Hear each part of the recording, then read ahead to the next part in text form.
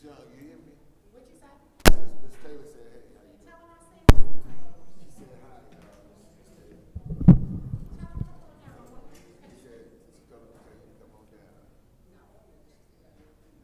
Oh, Jennifer said, hello, Michelle. Her bra is only here for Ross.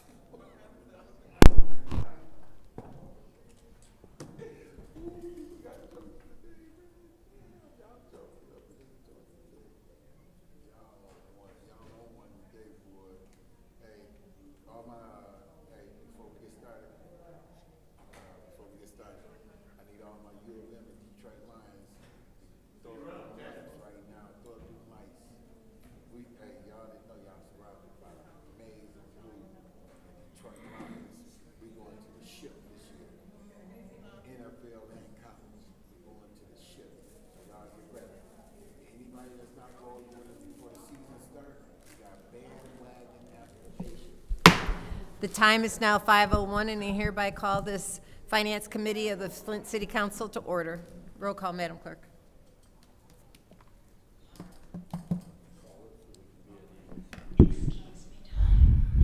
Mr. Alamin is not in. Dr. Lewis is not in. Ms. Johnson is not in. Ms. Priestley? Present. Ms. Winfrey Carter is not in. Ms. Burns is not in. Ms. Mushat is not in. Mr. Pfeiffer is not in. Mr. Jarrett? Present. You have 2 members present. We have 2 members present. We will await obtaining quorum. Now that's some bullshit. I just had to say it, man.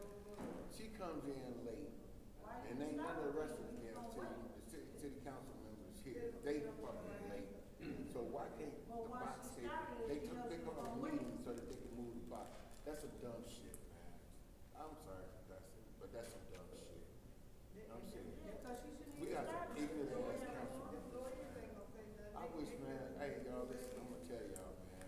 If Kate Fields, I used to battle with Kate Fields, but I wish Kate Fields was still here because we got an ignorant ass damn fourth ward council person. I'm serious. I don't give a fuck, man. I said it out loud. That shit don't make sense, man. They just do shit to piss people off. That wasn't even necessary.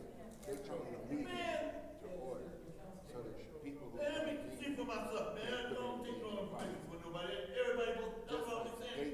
Everybody for themselves. members are late. People People should should find out for myself. Man, late. so what? Until they get started. Now, so what? Man, let me. Oh! Hey! Calm down, all right. What in the world? Oh. Hey, girl, what you, come on up. All these trick talking people everywhere I go. All that extra, and wait for my spot. Man! What she do, go to call the people?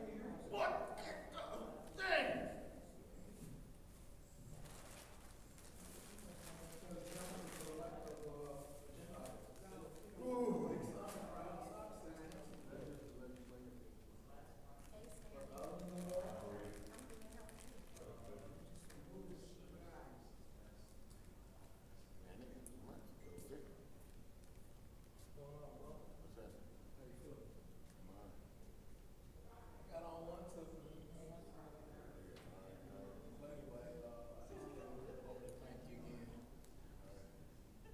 People taking your ice across the street and throwing it on the ground.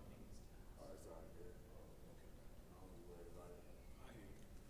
Just let you know. All right, it's all good.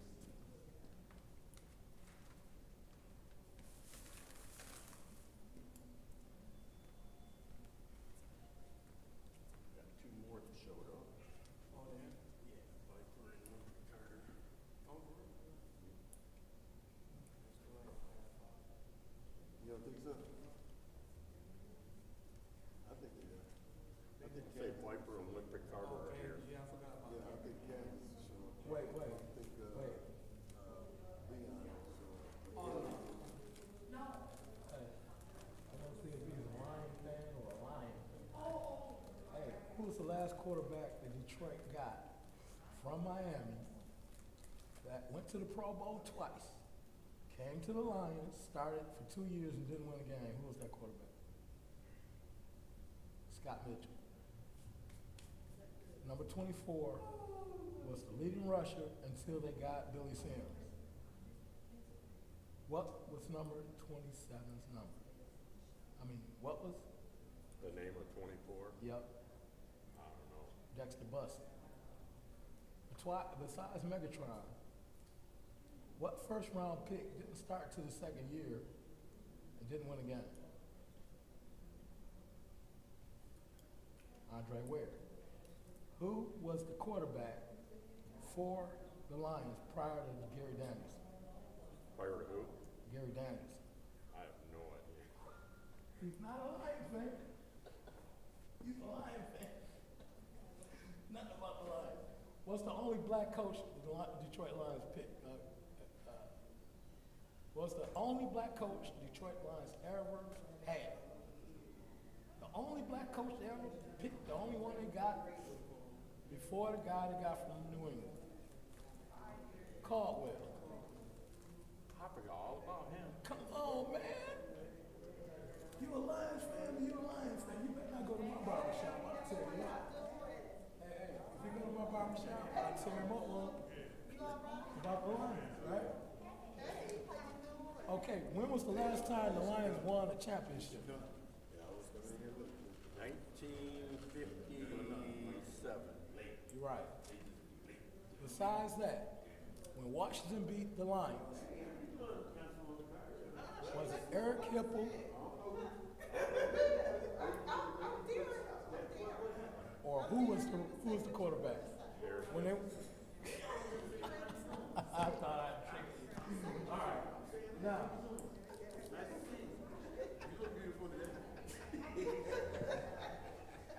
And jacked up. And jacked up. That's the name of the segment. Who is the only Lions player that made it to the jacked up list of the top 10? Was it Eric Hipple? Was it Scott Mitchell? Was it Gary Danielson? Who made? He ran to the sideline and got hit so hard, knocked his helmet off, threw him down. And then Look Tiger on being your phone. here, she probably made just the get top up 10 there. to She jack probably up. dressed like a stewardess today. And you can't hit the quarterback on the sideline no more now Right. because of Eric Hipple. Okay? Why did She be. the NFC and AFC decide to play touch football in the AFC NFC Pro Bowl? Why? In the Pro Bowl, they play touch football. Why did they change that rule to touch football? I would assume head-to-head contact or anything like that. That's because Barry Sanders said he's not going to play in AFC NFC championships, Pro Bowls because they were trying to hurt him. That's the reason why they changed it to touch football, okay? Barry Sanders went to the NFL committee and said, listen, I'm not going to play in it because they're going to try to hurt me. And they changed it to touch football. Where did fair housing start? What city? Was it Lincoln, Nebraska? Was it Dallas, Texas? Or what city was it that started fair housing? Pardon me? Dallas, Texas. Flint, Michigan. In 1967, we started fair housing and it went nationwide. We stopped redlining. Something going on with her. Guess what city had redlining up to this year? On the books. You couldn't buy property if you were black, white, Asian. They didn't want you to buy it. You couldn't buy it because of your race. Ethnicity. As much as I hate to say it, probably Flint. They had a $3 billion lawsuit and they stopped redlining. But the fight over the water table now is going to go in because they get rid of all the home parks. Anything that's on the certain water table. We're gonna have to go check the Moose Lodge. You can't go out and buy Hey it. man, I didn't know a girl was Okay. a member of the Moose Lodge number 30. Madam Chair, since we have established a quorum, I'm going to redo the roll call. Thank you. Okay, it is 5:09 p.m. Mr. Alamin is not in. Dr. Lewis is not in. Ms. Johnson is not in. Ms. Priestley? Present. Ms. Winfrey Carter? Present. Ms. Burns is not in. Ms. Mashat? Present. Mr. Pfeiffer? Mr. Jarrett? You have 5 members present. We have 5 members present. Reading of disorderly persons city code subsection. Any person that persists in disrupting this meeting will be in violation of Flint City Code Section 3110, disorderly conduct, assault and battery, and disorderly persons, and will be subject to arrest for a misdemeanor. Any person who prevents the peaceful and orderly conduct of any meeting will be given 1 warning. If they persist in disrupting the meeting, that individual will be subject to arrest. Violators will be removed from the meetings. I want to remind everyone that that according to our rules, you must silence your phones. And I'm doing that right now. Okay, are there any requests for agenda changes or additions? Any requests for agenda changes or additions? Any requests for agenda changes or additions? Hearing none, it's now time for public comment. Members of the public, I'll read it so that I got it. Members of the public who wish to address the City Council or its committees must register before the meeting begins. A box will be placed at the entrance to the council chambers for collection of registrations. No additional speakers or slips will be accepted after the meeting begins. Members of the public shall have no more than 3 minutes per speaker during public comment, with only 1 speaking opportunity per speaker. Madam Clerk, who is our first speaker?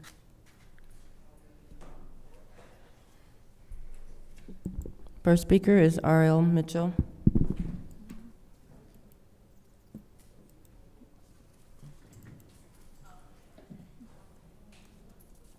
Hello, I'm R.L. Mitchell.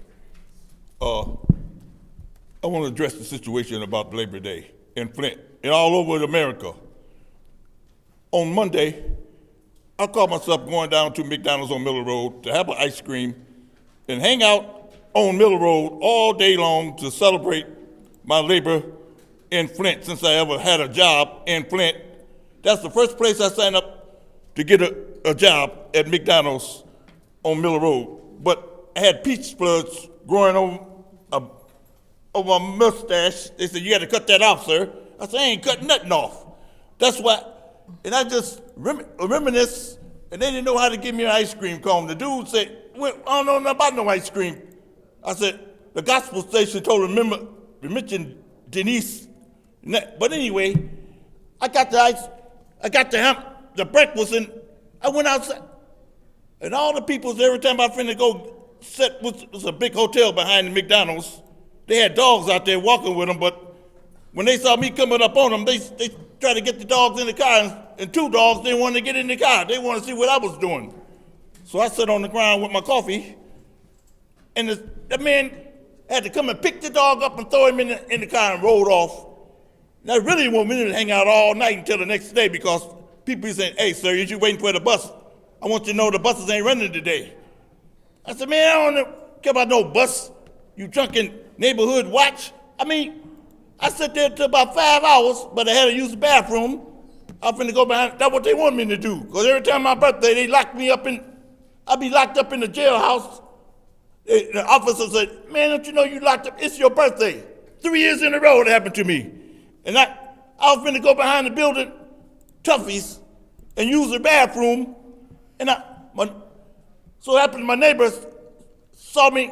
She said, "Run in the middle of the street, down a U-turn." I got in the car. She said, "What you doing?" She said, "I saw you when you first got out. They dropped you." I said, "Take me home." Because I went in the house, and this, America celebrate a holiday. I stayed in the house all day until the date. I think I'm all screwed up and waiting for the Chief Green to come over and talk for his city like the little mayor downstairs address. He let them bitchy under these cops talk for him, getting attitudes in here last week because he didn't want Chief Green to talk for himself. Chief Green put him up when he be like Richard Dix and stuff. They know how to hold their own ground and stuff. Chief Richard Dix and stuff, and all. The question is, where our money at? Get get the money on the table tonight. We give her our money for, or else she gonna be dealt with like Miss Priestley. I mean, good evening, New York and everybody. Thank you.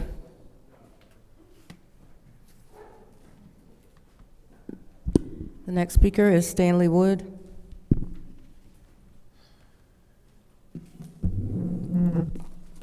Good evening, council.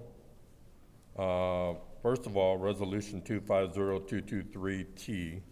Mr. Pfeiffer, I'm not sure if that's the one you asked before about them adjusting the budget to cover that. If it is, I hope that doesn't pass tonight.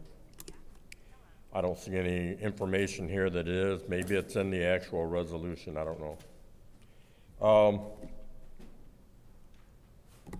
The police. We have a failure in leadership. I would love to see a vote by the police union on how confident they are of Chief Green's abilities to run.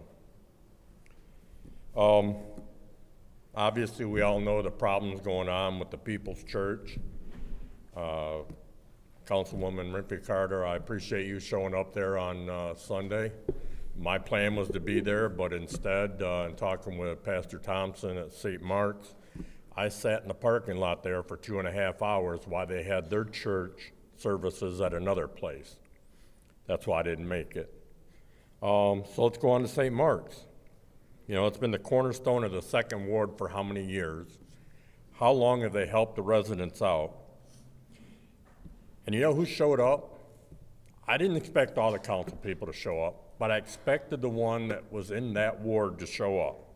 No, she didn't show up. Nowhere to be found, silent, absent, missing, whatever. Which I know she's missing again today. Maybe we need to file a missing person report, I'm not sure.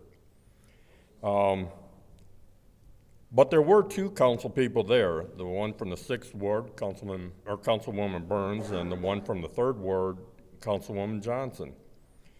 Councilwoman Burns went live on Facebook, and I would say within 15 minutes of her being done, of asking for help, and I showed up, there was probably 75 people there at that point to help out. This says a lot about the community. I appreciate the 3rd ward council representative showing up. She did give some people some ugly stares, so maybe she needs to work on her public appearance, but hey, it is what it is. Councilwoman in the 9th ward, or councilman in the 9th ward, I'm sorry. I don't know if you know, there was a new restaurant that opened up in Dordt Mall, and they did a ribbon cutting today. I would have loved to seen you there. Maybe they didn't reach out to you, I don't know. But it's, they're specializing in basically being for special needs people. I think it's a great idea. It's called 810 Munchies. If you guys get a chance to go there, check it out.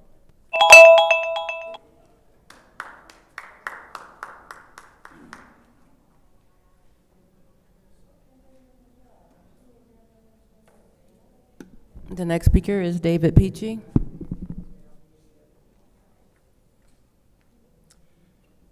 Fourth Ward, David Peachy. I'm here to get a little information, give a little information. We've been asking how much money in this ARPA fund for a long time. Can't get any answers. Nobody knows. Well, somebody knows. Anyway, the last time we were here, Mr. Woodson asked you about it. No answers. Well, a week later, $450,000 come out of the ARPA fund. $400,000 for small business, $50,000, I couldn't figure that one out. Administration, I guess. But you tell me what small business is, because I know of one business right now that got $20,000, has been there for 60 years, and no reason for we subsidizing a place like that. And it's a nice place. In that same area, they had 2 houses, one house burned down across the street from it 6 months ago, and it's already covered up, taken care of. Right down the block, a house is empty, but they knocked that one down. They got us, Vernon, goes from Robert T. Longway to Davison Road, is being all refurbished, resurfaced. We can't get potholes fit on the other side of the street. We got houses that have been sitting there for 5, 10 years that are burned down. They're safety hazards. Don't look at me like that. You know every one of them is. Nothing being done. But if you live in the right place, you get it all done. And somebody's got to be accountable for this money. What is small business?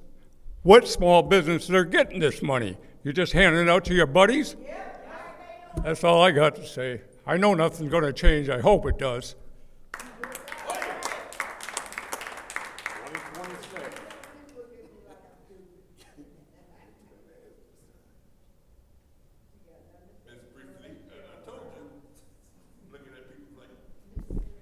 The next speaker.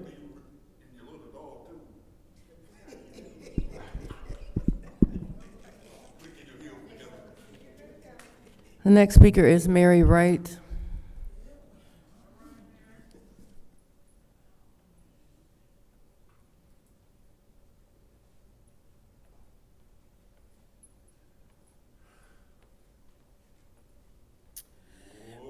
Mary Wright, Fifth Ward. I think what I need to know about all the wards can answer or, I don't know, point me in the right direction. We have, not just myself in my ward, but I have a couple of friends that have in their wards too. They're foreigners. I don't know if they squatters or what, but they got houses and they running auto sales out, off of their land, off of their lots, off the driveways, off the street. They got hauler trucks with 5 and 6 cars, 8 and 10 cars, and they loading up the whole block. I guess they selling cars, but it's something need to be done about it. I've talked to my council person already, and they've done something, but they back, and they keep coming. And I know it's against the law for them to even drive those vehicles on the public streets, but they're doing it, and somebody need to do something about it. I don't know who, but somebody give me some information of who I need to talk to, because I'm gonna bug the hell out of them and call them every week, every time I see one. That's it.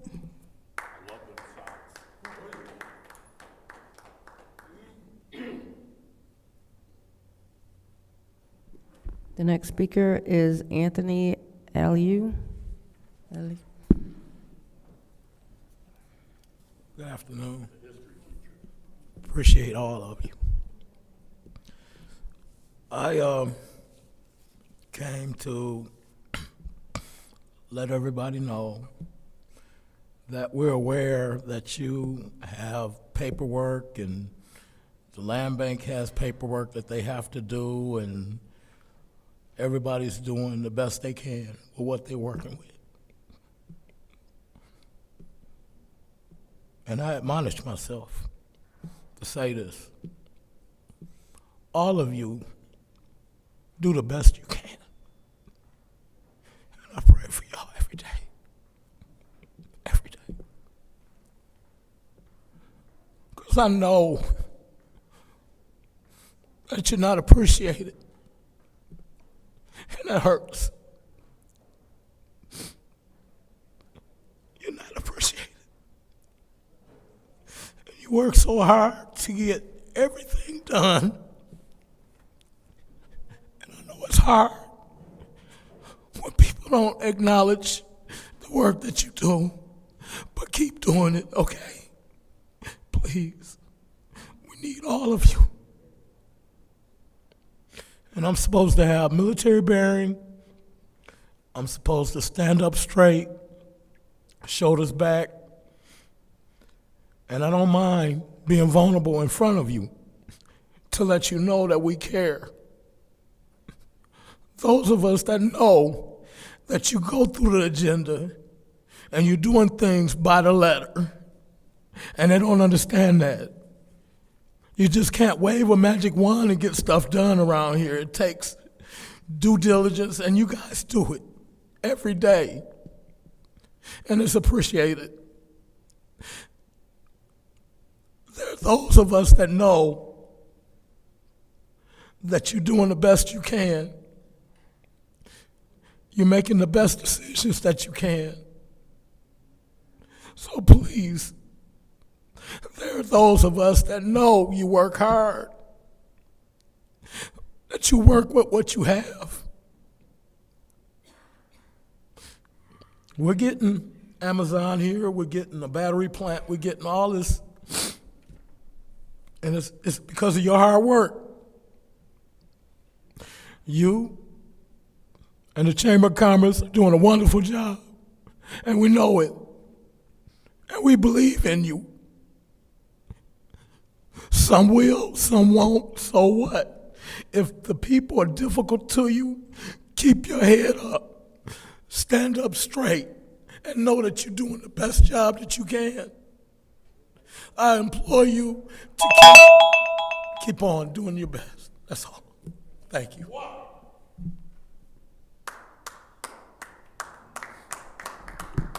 The next speaker is M. Young.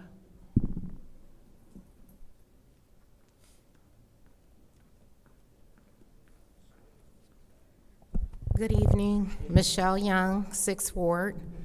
Again, I always say this, can we make sure everybody is speaking in their mic so we can hear your answers clearly? So today, this is your finance meeting, so I just want to remind you the reason for this meeting is your group is responsible for approving budgets. City council members are responsible for approving the city's budget, which outlines how the public funds will be allocated to various city services and programs. So the first question I have is for the finance chair. This question has been asked multiple times, and I'm asking again. Can we get an updated ARPA money that's available to still be distributed? And the young man that just left said that you were doing your best. It's been asked, so I'm asking you, if you are not capable of giving us that, who is? Who is responsible for it? You are the chair of this. We need the ARPA amount that is available.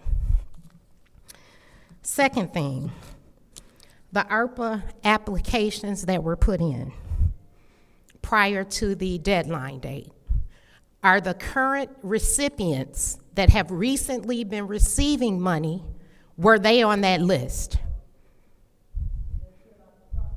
Did they fill out the proper paperwork? And did they meet the deadline? That is also directed to the finance chair and the vice president, if she's not able to answer the question. And I also ask that all the other council people, when they do bring resolutions up to give out more ARPA money, can you verify before you say yay or nay that it was brought in prior to the deadline and that all things were done possible? Because it just doesn't seem like that is happening. If that is your process, let's do the process. Second thing, potholes. Can we get some money for potholes? There is one on Saginaw Street. I'm not real sure where it is, but it's bigger than a pothole. It's kind of like by the old Church's Chicken, I think, somewhere around there, and it's huge. It's gonna tear up somebody's car. We need some attention to that.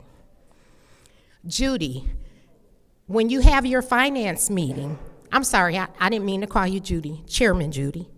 When you have your finance meeting, is it a requirement the city department head is here to answer questions as well?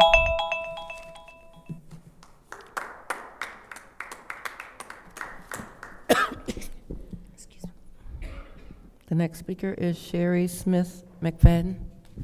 I thought that was our final. Hello, Sherry Smith. I'm up here on behalf of my sister. Address 1127 Folsom Street. It's approximately 6 houses. The street is only 6 houses. There is no other part of Folsom. It's right there by Golden Gate. I just want to know how, of everybody around that whole neighborhood over there, how could somebody just pick my sister out to ticket her $250 for some overgrown trees that was on her fence line? And the thing of it is, it's real funny because right next door is a abandoned house that's burnt up with a tree that's leaning on her property.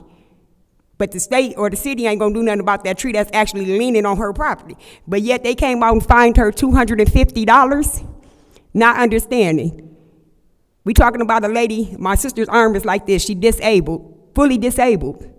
And they didn't even give her a warning. I had to call Tanya to figure out how can we get this done. She go downtown, do everything that Miss Burns tell her to do, but guess what they tell her? She gotta go to court. Even though she cleaned it up, cut it, had people to come out there and do it. But how do you just pick her out of all them houses around there? You got 3 abandoned houses. There's 6 houses on the whole block. 3 of them people live in. My sister's the only homeowner over there. The only homeowner. And I'm not understanding that. I'm just not understanding, how do y'all go around picking to say, oh, this person got trees right here, or, and these ain't even big trees. We talking about trees that's like this big, that's growing through the fence. Now, the tree that's sitting next door at the abandoned house, that's a whole big-ass oak tree. I'm not understanding. I don't understand how they go around and pick and choose, and then not to even give her a warning, to write her a ticket. I got it right here on my phone. I can show anybody. How did they just pick her? And all that stuff over there by Ballinger and Flushing, I mean, y'all came and ticketed her for that, or whoever came and ticketed her. But look at all that debris over there, all that blight, all them burnt down houses that people dumping at right there behind Save-A-Lot. I'm not understanding how she ended up with a $250 ticket. I hope one of y'all, 2 of y'all, 3 of y'all can get together and try to help me figure this out. Because my sister's on total disability, a single parent, over there with her arm like this, and they try to go out there and cut some trees. Me and my husband had to get somebody over there to cut them trees for her. How was she going to cut them if her arm don't even go all the way out? And the lady that came out spoke to her so rudely, didn't even give her a warning. How you not going to give her a warning? I'm trying to figure it out. Please help me. That was our last public speaker. Madam Clerk? The next speaker is Arthur Woodson. Yeah, I thought you said that twice. You just didn't want me to come up here. Yeah, I was going to talk about you too. Hold on. Let me say this. Kenneth Miller was the deputy DPW person. He left. He resigned. He was the only DPW person since the water crisis that I didn't talk about, that I didn't go after, that I didn't fight with, because if he saw that I was communicating with Eagle, he would come in my email and say, I got this. He would do the job. I'm hearing that there's a deputy DPW person that lives in Canada. He can't come to the meetings probably because he has to drive back to Canada. 26 years old. He don't even have experience. But you're going to hire this person over a system that has been damaged, that don't have no experience. Man, this is a joke now. This is a joke. Judy, I seen you talking about Ms. Greenspan. Judy, in order for you to call somebody up here, you have to read it for yourself first, because you wouldn't even know if she's lying to you or not. You wouldn't even know any of the questions to ask her, because she would probably skip over all the important stuff because you are dumb enough to fall for it. Like, for instance, if a person have $5,000 in their trust fund, do they lose their Medicaid? Yes, they do. If a person used Medicaid while doing the water crisis, is there a lien put on it by the federal government, which the state waived? Yes, they do. Judy, the other part of it, right? When do we get our money? Well, you can't receive your money until after all the appeals are exhausted. What else is there for you to know, Judy? You have to read first, Judy. If you read, you can tell your constituents what's really going on. But I see you don't want to look because, see, that mushy stuff that the dude was saying earlier, which was a bunch of crap because y'all ain't really doing nothing. For real. You don't want to look up to where people telling you the truth. See, I'm going to tell you what you need to know, not what you want to hear. Y'all got us locked into that ACO. Candace, Judy, y'all locked us in. Now you got to spend $136,000. I spoke to Eric Pocan. Drinking revolving loans, man, all this. Why does the residents of Flint have to pay anything for something that the state broke? Why? Y'all just incomplete, man. I mean, seriously, man. Y'all just vote to be voting because it sounds good and it came from the mayor's office. Candace, you should know better. And you still owe me an apology, Candace. Thank you.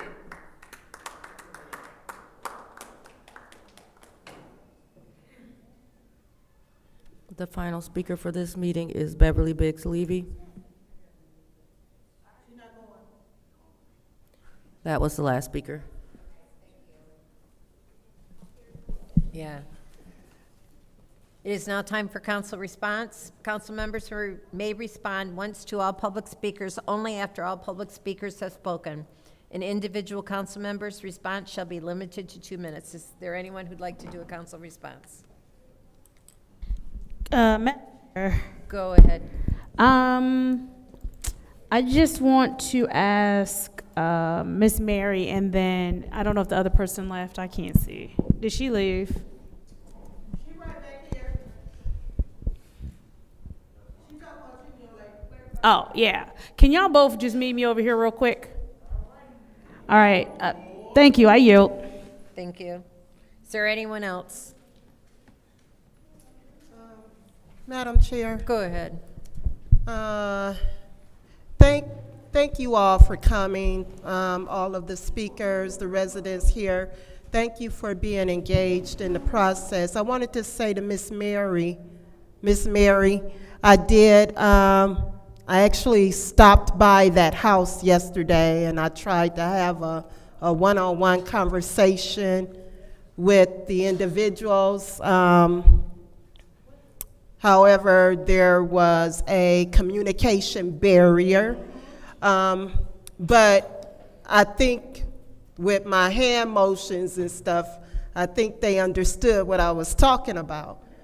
But we'll probably have to take further steps I didn't drive by there today, so I didn't see. Okay, but we'll get that taken care of. And Ms. Sherry, I'll get that address as well too, see what I can help do with that situation. Mr. Peachy, I understand your frustration. Money has been spent, but I can't even see where it's been spent. Yeah, we needed money towards streets and different things like that.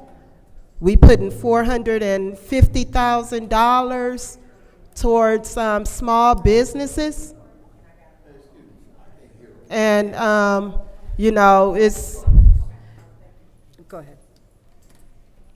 Can you put it back to 20 seconds, please? And it is frustrating when there are other things that we need to be doing with those funds. So I feel your frustration. And thank you, Madam Chair, that's it. You're welcome. Is there anyone else? Is there anyone else? Okay, I will take my time. Mr. Peachy, we approved the funding for the small business grants on June 10th, 2024 for $500,000. So this was part of the process. They applied. I don't know what their situation is, but just because the business has been in business for 60 years does not mean they aren't struggling or need help to better improve themselves. And we have an Ace Hardware store on the north end that received a $20,000 grant. And they were going to do it for, if you go on the outside of their building that desperately needs some repair. And that's what they're going to use their money for. I was unable to go to Luigi's because I had a previous appointment. And in regards to the fires and stuff on the east side, I'm fighting every day to get houses down on the east side.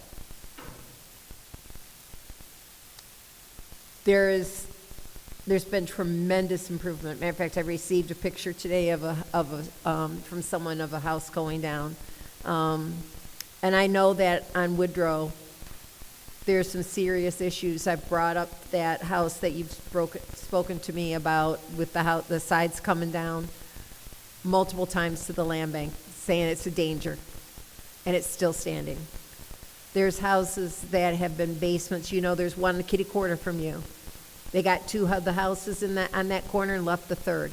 Why? I don't know. They're land bank. I can't control the land bank. I wish I could. And if there's no fire escrow, then we can't do anything about it. All right, that was the end of the council response. It's now time for the consent agenda. I'll entertain a motion. Yes.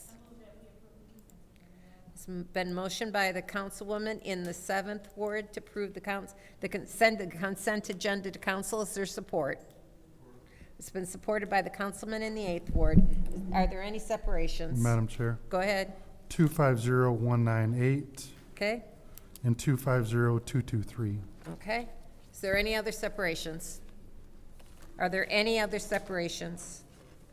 Are there any other separations? Seeing none, the consent agenda consists of the following resolutions.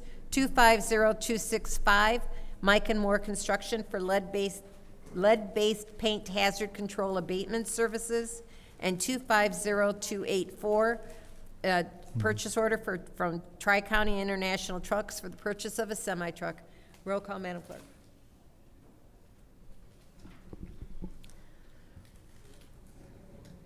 Mr. Alamin is not in. Dr. Lewis is not in. Ms. Johnson is not in. Ms. Priestley? Yes. Ms. Winfrey Carter? Yes. Ms. Burns is not in. Ms. Mashat? Yes. Mr. Pfeiffer? Mr. Jarrett? Yes. The vote is 5 yes, 0 no. The vote is 5 yes, 0 no. That, those two resolutions will go to council. The first separation is 250198. Is there a motion? Motion to approve. To send to to council. council? I'm sorry, City Council, yes, sorry. And did you support that, Mr. Sure, Pfeiffer? sure. Okay, councilman in the 8th ward supported that. Is there any discussion? Yes. Go ahead. Madam Chair, through you to Mr. Moore. Mr. Moore?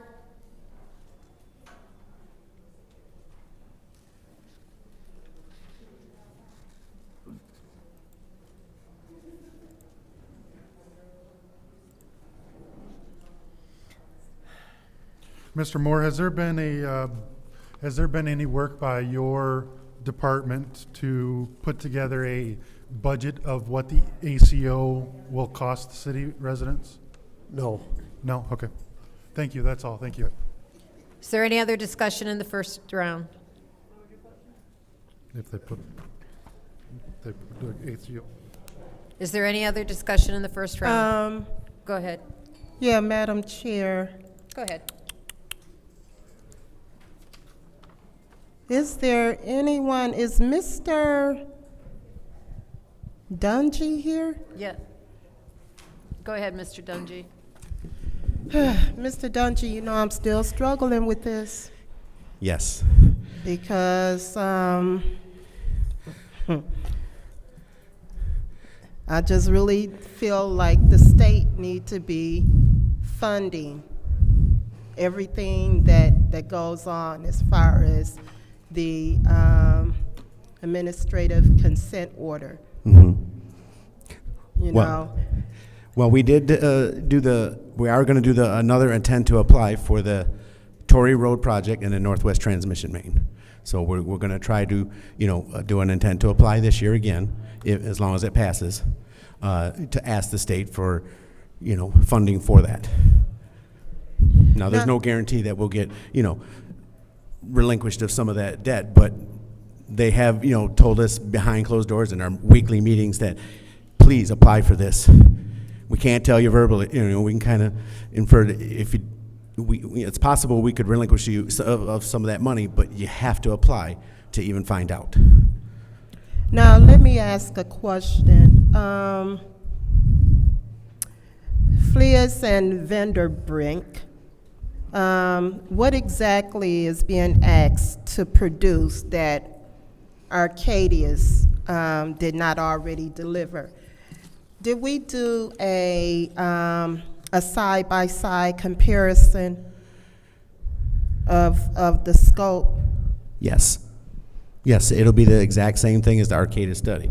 So the purpose of both the asset management plan and the reliability study is to aid the city in effectively managing the drinking water system by determining current and future needs of the system, assessing the current conditions of the infrastructure assets, and to determine the water system's capability of providing safe drinking water to their residents and commercial users. Updating the AMP and the reliability study is necessary to ensure that the water rates are sufficient to continue the progress the city has made toward rebuilding and maintaining its infrastructure. We kind of, we're kind of in a 2020 here because of the fact that some colleagues voted to agree to the administrative consent order. And so now we're stuck because if we don't vote for this, we're basically screwed as a city, right? No, I mean, it will eventually be unilaterally imposed on us, and penalties will be fined on us if we don't pass this. But it's all for the good of the city. I mean, now granted, maybe the state should be, responsible to pay some of this, but in the meantime, it is in the Safe Drinking Water Act to do this study. So one way or another, we're gonna have to do it. Yeah, but I just can't see us spending money on something that we've basically have already done. It's redundant. But it was 8 years ago. Yeah, I mean, if you but- set a budget for your home 8 years ago, do you ever Yeah. look back at it to see if Yeah, you're still on but- course? but it's We had still- COVID, we had a lot of things happen. Yeah, We but didn't it's achieve still all the them same- goals. It's still the same plan, and I mean, But at some point in time, you have to reassess where you're at and look forward. See, are we, doing the proper things? We didn't complete everything on this but list, so. I feel like we should be able to do that on our own. That should already be able to happen within. We don't have the to- staff to- to do that. We don't have the specialized staff to perform Yeah. some of that work. Well, Because a part of this is to assess water assets. So a regular financial person, unless they've been trained on assessing water assets and sewer assets, it's hard for them to understand how to come in and do that. so now how many positions will this hold for the money that they're asking? You mean how for many this? people will they take to perform this task? That I don't know. I mean, it's going to take water plant staff and water service center staff to give the data and work with Fleece and Vanderbrink to make this happen. So, there will be And when city is- staff involved. Again, when is their contract up? So the current contract is to oversee the lab of the water plant, and that is an ongoing contract until we get it filled. Okay. All right. I'll yield. Thank you. Any other discussion in the first round? Any other discussion in the first round? In the first round, Madam Chair. Go ahead. Yeah, I do just want to point out, everybody keeps talking about the administrative consent order. And I believe Mr. Miller was mentioned earlier, and I think one of the things that we've all said is how he did an amazing job. We all had a great deal amount of respect for him. He came up here and for months talked about this administrative consent order, talked about why we should enter into it and why he thought it was a good idea, why he knew the city would be capable of handling the consent order. Also of the fact that it was going to be going into effect regardless. And so I noticed that there's some conversation that's being had as if that vote didn't happen, then the consent order wouldn't have happened. The consent order was going to happen anyway. And so the conversation that you're having today, you still would have had whether that vote was yay or nay for it. And so I don't want people to lose facts while we're talking. And the fact is, this conversation was coming either way. Correct. Okay. Thank you. I just want us to be very clear that the administrative consent order was happening. It was happening. And this conversation that we're having today was going to happen as well. And I do agree with you in the fact that, first of all, 8 years is a long time, regardless of if you've had COVID or any other kind of crises or emergency. This is municipal government. So their plans are constantly, if government is being ran correctly, being reviewed, changed, fixed, or made sure that we're following on accurate timelines. And I'm not sure if I heard you correctly or not of, this is our first time looking back in 8 years. Maybe I heard you wrong. I hope this is not our first time looking back in 8 years, because we have a problem. Because again, it's government, and in government, you should be looking back every year, especially in government where you've had a crisis such as the one that Flint has had around water. Every year, we should be assessing where we are with our water, where we are with the infrastructure surrounding our water. And I know that you've also said, Mr. Dungy, you've been here for how many years? Oh, since 97. Since 1997. I know where I was in 1997. And I'm sure the rest of my colleagues weren't on council. I know I wasn't eligible to be on council in 1997. But I say that to say, again, when you have someone who has those years and decades of expertise, someone who has stayed here and done the work and who knows the systems and who understands the poor infrastructure. And let's be clear, the infrastructure that we have in Flint is infrastructure that is had around this country. America has not invested in its infrastructure. America has not invested in its water, nor its water supply, nor the care for it. So while what happened in Flint with Public First, it is not unique to Flint. But what is unique to Flint is the opportunity to fix it and to get it right and to be the blueprint of it being fixed and it being done correctly. And so this is the opportunity for that. We can go back and say, coulda, shoulda, woulda, all those other things. Only thing we can deal with now is the here and the now, and it's the fact that, one, we have to go ahead and accept the money to get this done.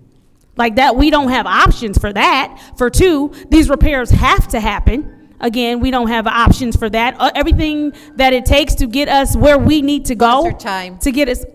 Please turn off How's that your my ringers on time? your phone. I said pause it. Oh. Please turn off your phones, your ringers. Thank you. Go ahead. Sorry. Bottom line, Mr. Dungy, we have you who have been here since 1997, Mr. Miller, who was excellent in his position, who said that all of the things that needed to be done could be done. We do have, and trust me when I tell you, anybody that gasps, says all, or doesn't trust what I'm about to say next, don't blame you. I actually agree with you. But we do have the state of Michigan, who has also been working with us and monitoring and doing the things that they claim they've been doing. And so we have all of these entities, all of these things that are set up for us. And then not only top of that, as you can see, we have a council who is fully concerned with how this pans out. We have a constituency in all of our residents who's not going to let us breathe if this doesn't pan out.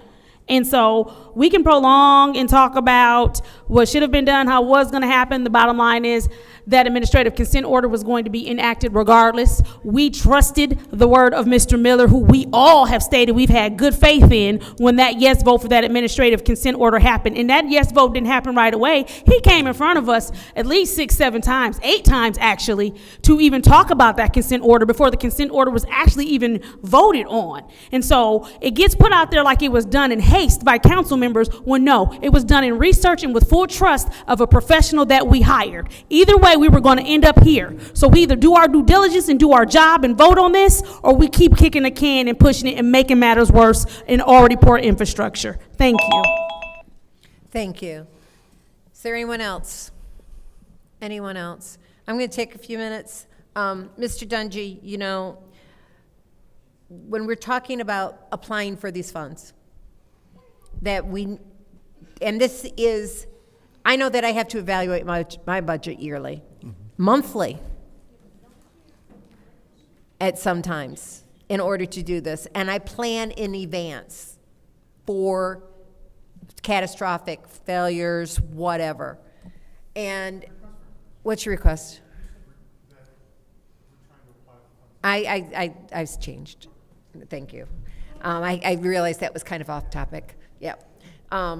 So this has to, 8 years, as Ms. Mashat said, is a long time.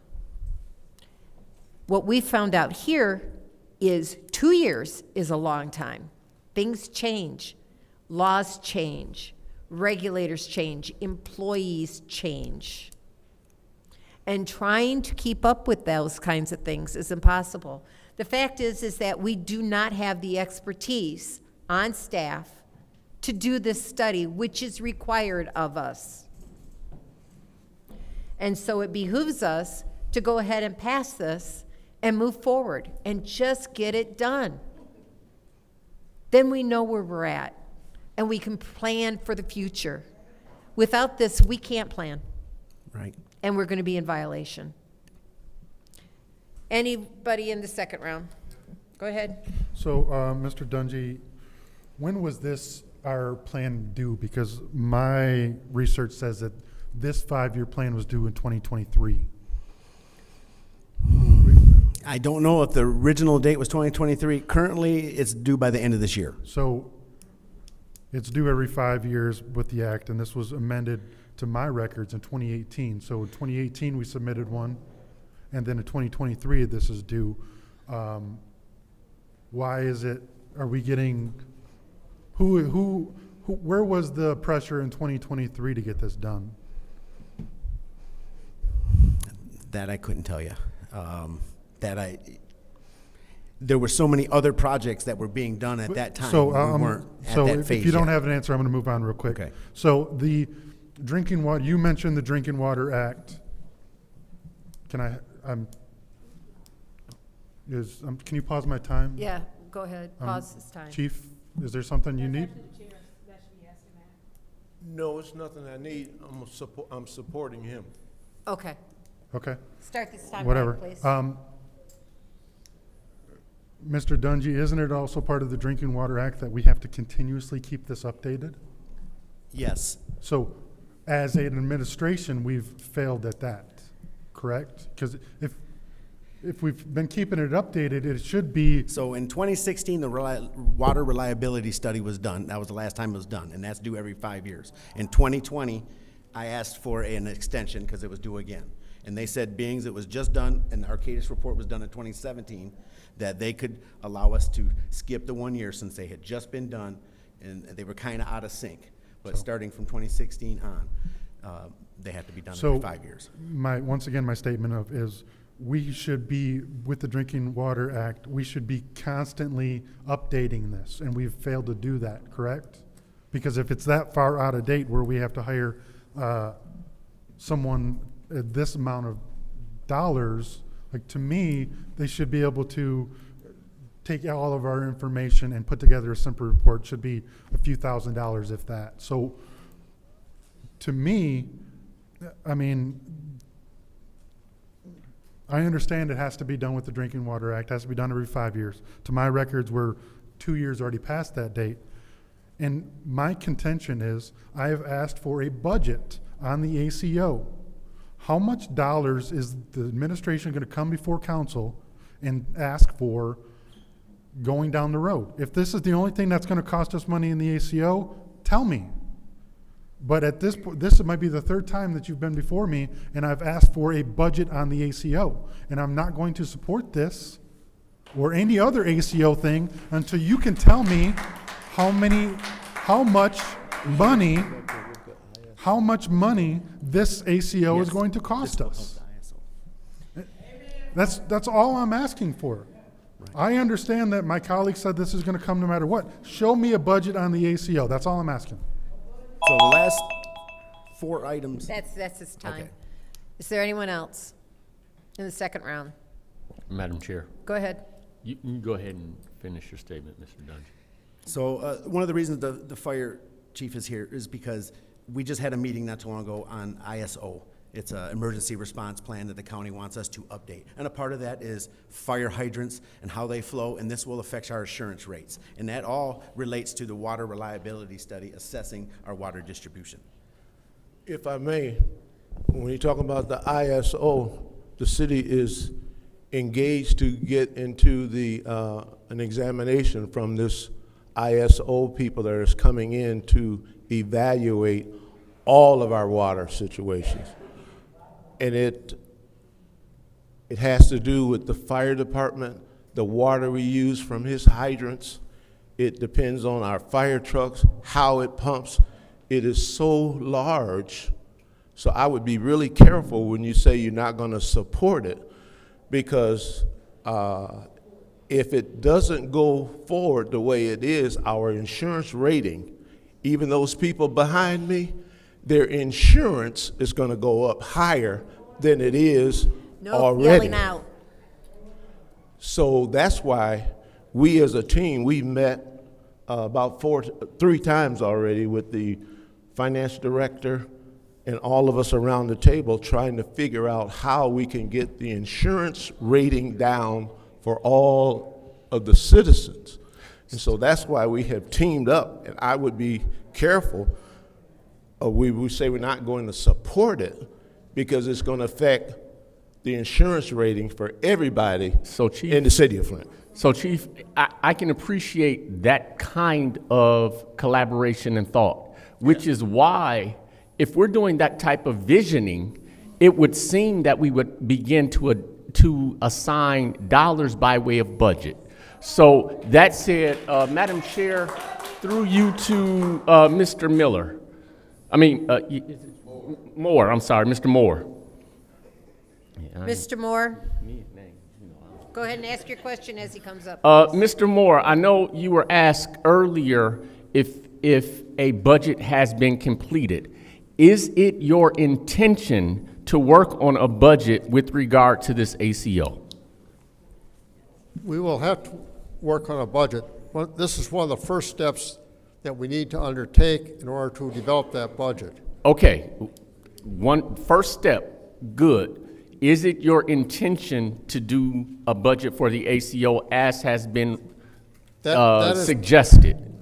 That is one of the main purposes of this study, is to determine what we have to do to maintain the system so it can stay operational for what the we long know term. our commitments are. Can a budget be developed for this and those other things? That is your time. Is there any other discussion in the second round? Yes, Madam. Go ahead. Chair. Mr. Moore, you can continue with the question that the councilperson in the Ninth Ward asked. In order to calculate what the cost of a budget and what cost that we need in order to fund the items that would be included in this, we need to have the study to find out what needs to be replaced, what needs to be upgraded, and we can't do that until we have the study.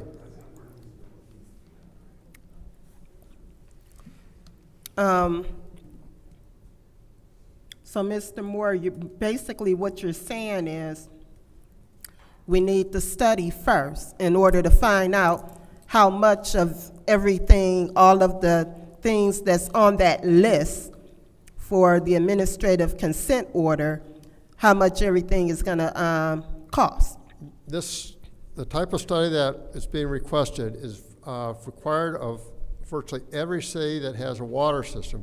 They're required to have an asset management plan, which is what we're looking to get, and that will help us to determine which assets need to be replaced, when they should be replaced, and the idea is to make it so that the system is reliable for the long term. Yeah, but it seems like to me it's already known of all of the things that we need to do as far as the ACO. Excuse me, do you all have the updated list that I just gave Davina prior? And that list, everything on the ACO and where we're at as far as funding and where they're at as far as getting them done. So there really is only 3 major projects that are going to take a lot of money to fulfill.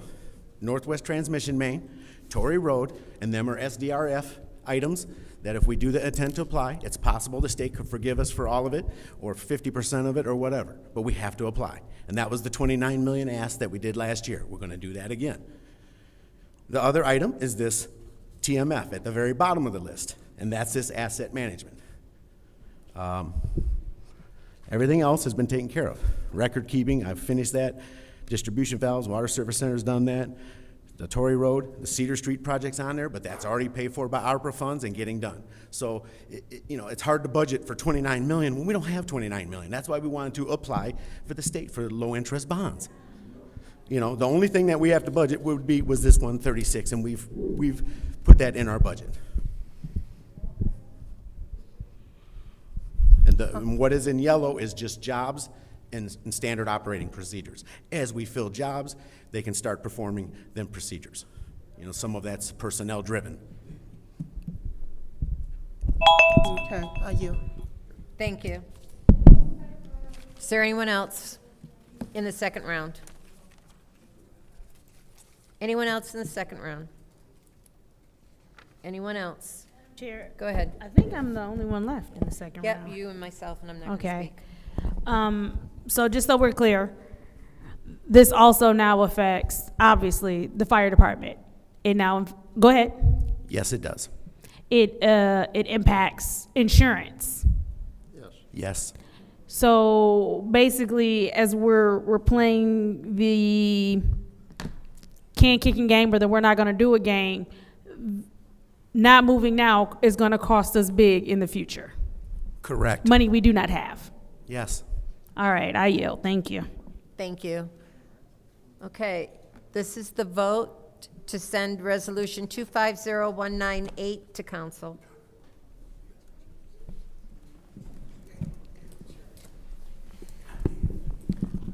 Dr. Lewis is absent.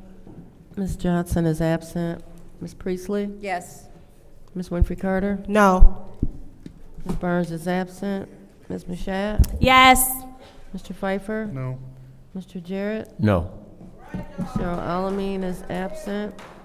The vote is 2 yes, 3 no. The vote is 2 yes, 3 no. Madam Chair, What? make a Yes. motion to keep that in finance. There's a motion on the floor to keep in finance by the councilman in the 8th ward. Is there support? Supported by the councilman in the 9th ward. Roll call. Ms. Johnson is absent. Ms. Priestley? Yes. Ms. Winfrey Carter? Yes. Ms. Burns is absent. Ms. Mashat? No. Mr. Pfeiffer? Yes. Mr. Jarrett? Yes. Cheryl Alameen is absent. Dr. Lewis is absent. The vote is 4 yes, 1 no. The vote is 4 yes, 1 no. That motion fails. Going on to 250223, Grant Acceptance Financial Recovery Technical Assistance, CS Mott Foundation. I'll entertain a motion.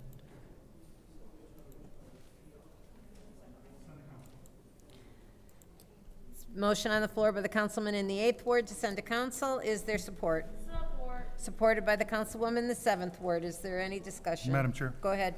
Through, Mr. Moore. Mr. Moore, and Mr. Bannon.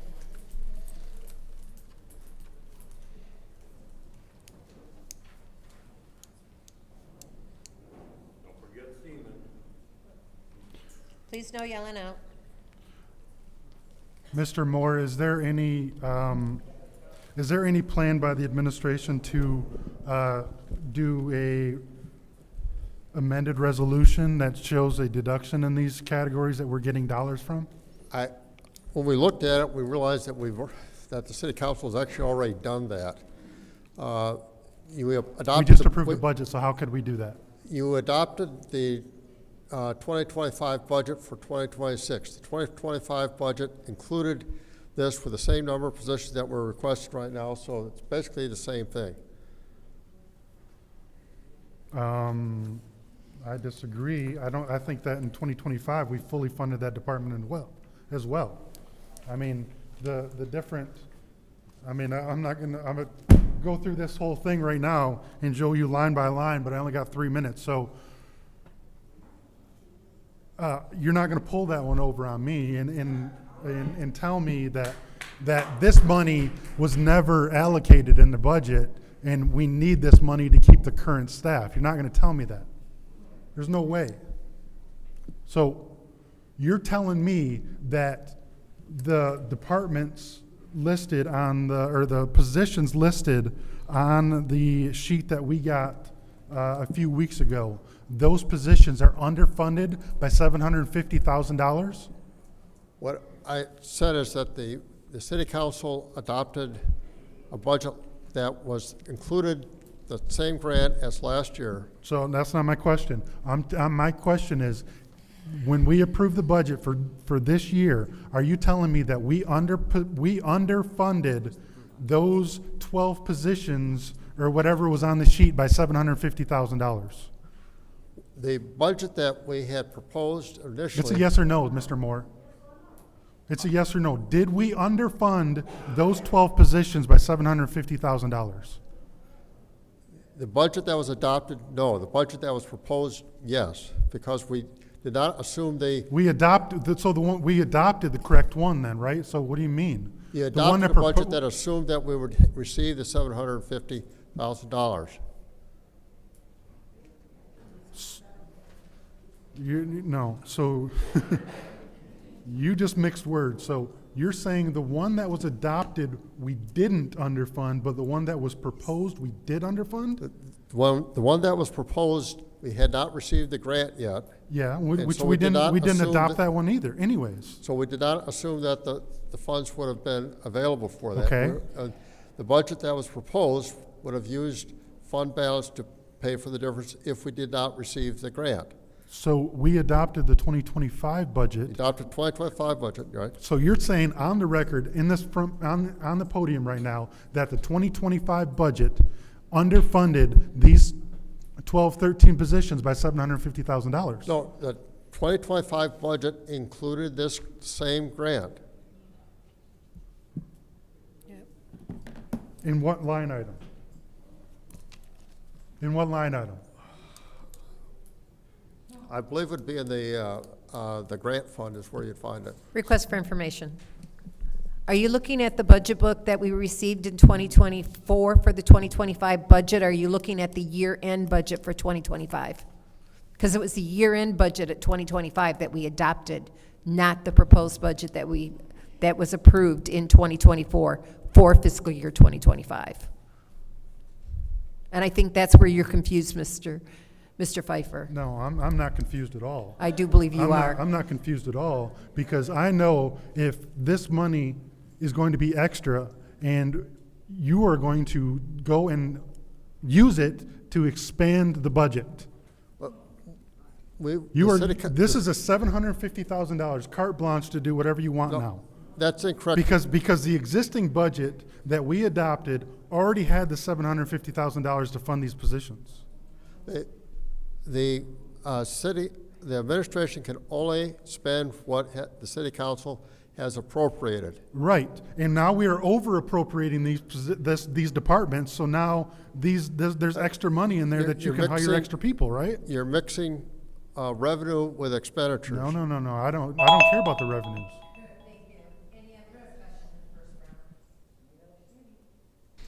Madam Chair. Go ahead. All right. Mr. Bannon, if you would go ahead and. So there's a couple of pieces to this grant. One is professional services, which is separate, all right? Professional services, we accept that, but there's about 630,000 of it is towards the staff is what we're talking about. My understanding from talking to finance is this grant is the second or third time we've got this grant. I know that because I've been involved in the last two. I wasn't involved in the first one, but I've been involved in the last two. Council adopted the last iteration of this grant for the same amount of money, $750,000, in the last budget cycle. So during the last budget cycle, I apologize, you approved and accepted this funding. From then going forward and adopting last year's for this year, you're accepting that funding again. The $750,000 is what we're talking about. It's part of last year's. This is not replacing, this is not freeing up $750,000 to do whatever, quote unquote, carte blanche the city wants to do with. There's guidelines in using this funding. It's paying certain percentages of people's staffing, which I sent to you and I gave to you. That's how it's working. All right. Do either of you or maybe Madam Clerk have the resolution from when we adopted the grant previously, because I think that will also help clear up some of this confusion. Again, when we made the decision to adopt the budget from last year, that 750 was adopted with it. So this is the 750. All we're doing is plugging this 750 in where that grant was already in the budget. It's going in the same place, covering the same things. This is not a new 750. This is not an extra 750. Right. This is the exact same 750 because we adopted the exact same budget. And it's recognizing as revenue. We're not expanding the expenditure part of the budget at all. Right. And so I think that the way to clear this up, because, again, I think that my colleague may be mistaken on what is happening and what we did adopt and where this 750 is going. So I think that the best thing that we can do is pull the old resolutions and show the plug-in. So again, this is the third time we've adopted this grant, and it's going for the same thing it's gone for the other two times. And so only thing we can do is just pull it and show that this is not extra money. This is not anything giving anyone a latitude either, because with grants, especially grants like this, they are specified the usage. I'm happy to get that last and send it out to you. If we want to go to special affairs, I can have them. We can talk about it then. Not a problem. I can bring that. That's fine. I make a motion to amend it. Madam, Are you gonna make it? Okay, that's cool. Oh, then I'll wait. He's gonna make it. thank you. No problem. I yield. Thank you. Anyone else? Anyone else? Anyone else in the first round? Anyone else? I'll take my time. So, I've had discussions with Mr. Moore on this, and we accepted this grant. That is included in the budget that we adopted, because the budget that we adopted for fiscal year 26 is the budget that we had in place at the end of fiscal year 25. In that budget, we had already made the adjustment for this grant. We had accepted the revenue, we had moved the wages out and to that grant. Thus, when we adopted the fiscal year 2025 budget for 2026, that money was already there. The 850, whatever amount of money it was, that was already, 750,000, was already in the budget, both for expenses and revenue. This just accepts the grant and say, yes, thank you, God. Thank you, Mott Foundation. We appreciate you funding us. Thank you. It makes no difference to our budget because it's already there. Any discussion in the second round? Go ahead. Just for the record, I'm not concerned on how this is going to be spent. I understand that this grant has restrictions and it has to be spent. I'm talking about the money that's already been allocated in the budget. In the budget. We do have money in the budget, The Madam Chair. $850,000 is in the budget.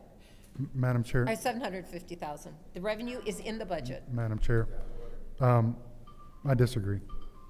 And when they show us the revenue that they showed us during the budget, this was not in there.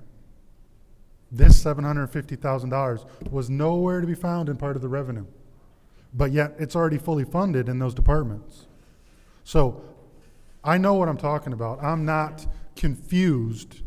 I'm not going to be run over telling me, oh no, it's already in the budget. I'm not concerned about the $750 in this grant. I know it has restrictions. It has to be used in certain categories and certain items. I'm concerned about the money that we've already allocated, which now becomes an open credit card for something else. That's what I'm concerned about.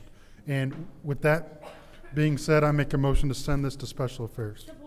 There's a motion on the floor by the councilman in the 8th Ward, supported by the councilwoman in the 7th Ward, to send to Special Affairs. This is the vote to send to Special Affairs.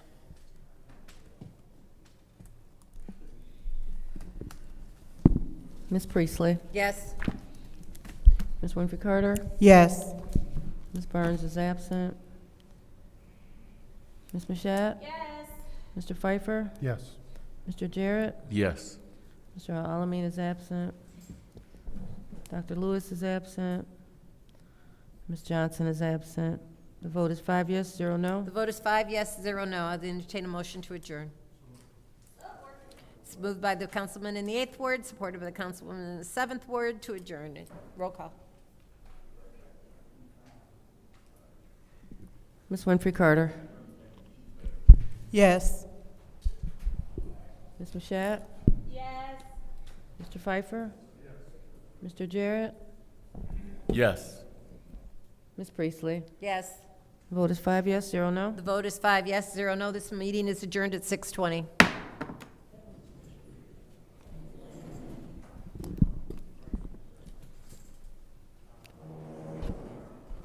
This is a reminder before the Governmental Operations Committee. If you wish to speak and haven't already filled out a slip, you do so right now. There will be no legislative committee meeting today due to the lack of agenda items. So we only have one more meeting today, Governmental Operations.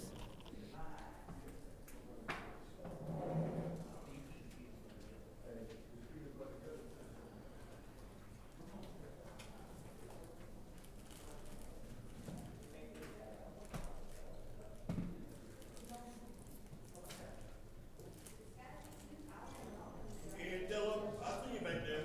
Where's Team Green? Bring him in with your goodie bag. Damn bunch of stuff.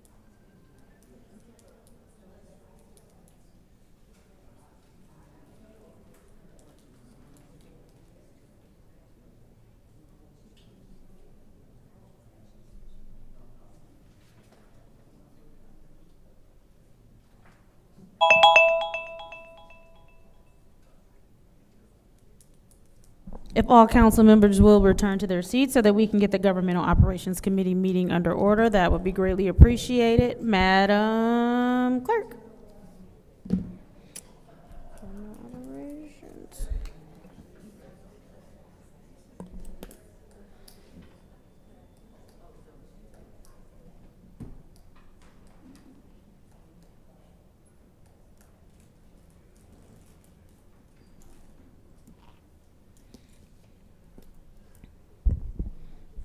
The time is now 6:25 p.m. on Wednesday, September 3rd. I hereby call this Governmental Operations Committee meeting to order.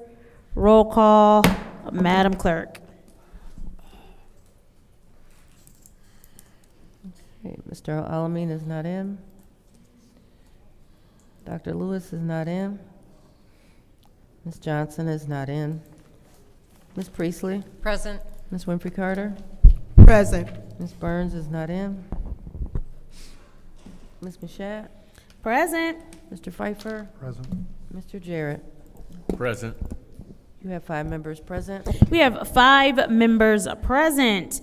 Reading of the Disorderly Persons City Code subsection. Any person that persists in disrupting this meeting will be in violation of Flint City Code Section 31-10, disorderly conduct, assault and battery and disorderly persons, and will be subject to arrest for a misdemeanor. Any person who prevents the peaceful and orderly conduct of any meeting will be given 1 warning. If they persist in disrupting the meeting, that individual will be subject to arrest. Violators will be removed from the meetings. Are there any requests for agenda changes and or additions?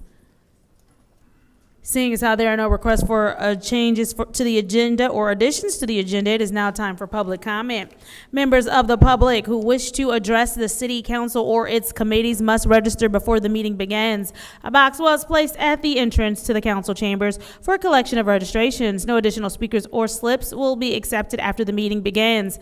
Members of the public shall have no more than 3 minutes per speaker during public comment, with only 1 speaking opportunity per speaker. I do want to remind you once again that the Disorderly Person City Code subsection is in effect, as well as council rules. First public speaker, Madam Clerk. First speaker is R.L. Mitchell.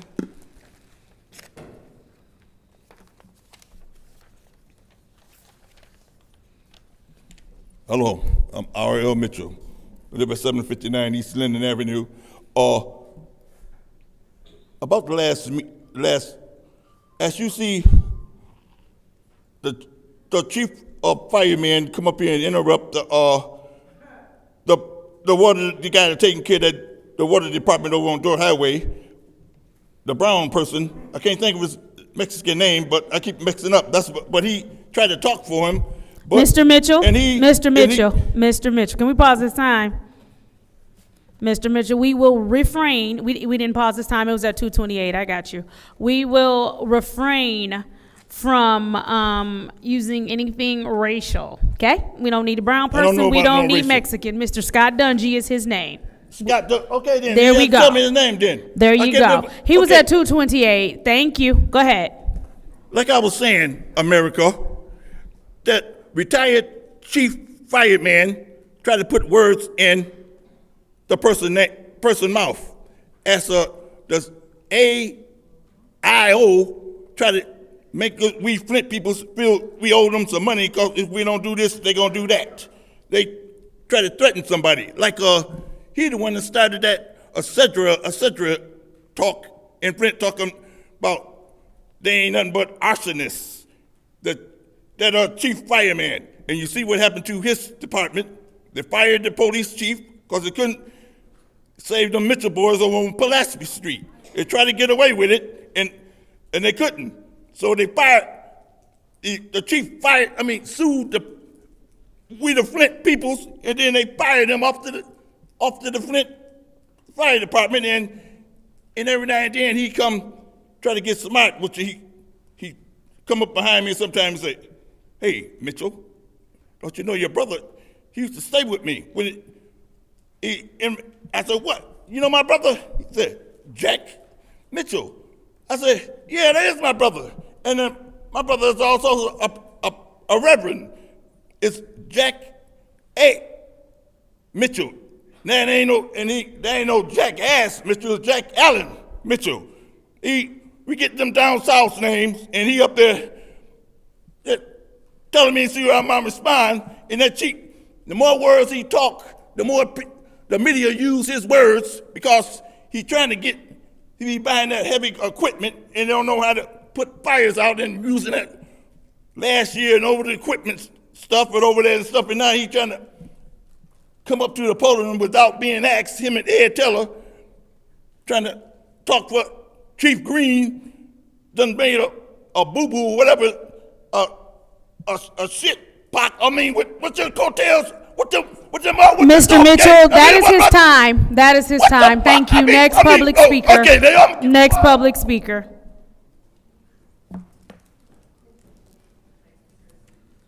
The next speaker is Stanley Wood.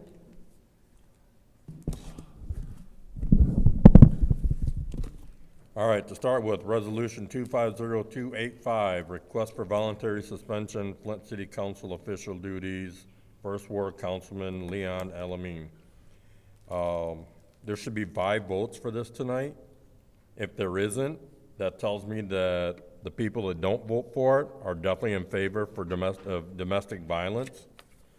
I understand that a person is innocent until proven guilty, and that is actually in this resolution. I don't see where they're asking him to give up his pay. He shouldn't be there right now. Back onto the fire at St. Mark's. More of our inadequate police presence and police department. Crucial evidence was overlooked by the police department. Mr. R. Woodson over there was the one that found the gas can in the field next to the church. Why didn't the cops find something like that? And then last thing I want to talk about, I've had a couple people reach out to me. They don't feel comfortable coming up and talking, and I have no problem coming up here. On February 5th, we had a big check handout. You know, these big checks they hand out. Some of them haven't cleared yet, but I wanted to talk about that a little bit. This is in February. 23 local recipients were awarded between $7,500 and $5,000 or $50,000 in grants. As I look at these 23 and I start calling some of these people, I know of 2 right now that still haven't received their money from February, okay? One was told that they had to rewrite their grant after already receiving this big presentation check. And then one of them, it says that they're local recipients. One of them isn't even in the city of Flint. So I would think the city of Flint grants should go to city of Flint businesses. I'm not done with this though. I'm gonna keep looking into this. I'm gonna call each one of these people up and I'm gonna find out whether they got paid or not. Which then takes me back to the next one, the 20 people for $20,000 and them getting their money. Are they really gonna get the money? I mean, it might be allocated. They're getting the big check presentation, but are they gonna get the money? I mean, if we look at history, and history repeats itself, because we don't listen the first time, there's a good chance that some of these people aren't gonna get that money. Again, 250285, a no vote means you're in favor for domestic violence and domestic abuse, and you're in favor of somebody being on the council that should not be on the council. Madam Clerk, next public speaker. Next speaker is David Peachy. Mr. Peachy? Mr. Peachy?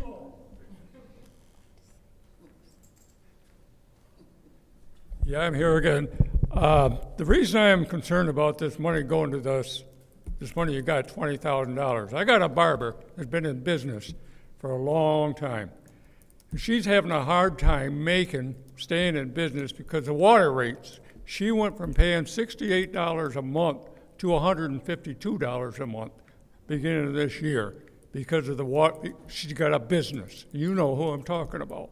And this is a shame. There's a lot of people. She said she didn't know nothing about how she could get some of this money. Is there applications they can fill out to get this kind of money? Or is just, you already got your mind made? Is that $20,000 for 20 people? Or $400,000, is that for 20 people? Is it? Isn't that kind of crazy when you got a lady like I'm just talking about, and there's a lot of them out there. They've closed up businesses. You've doubled or tripled their water rates just because they got a business. That is insane. These are hard-working people.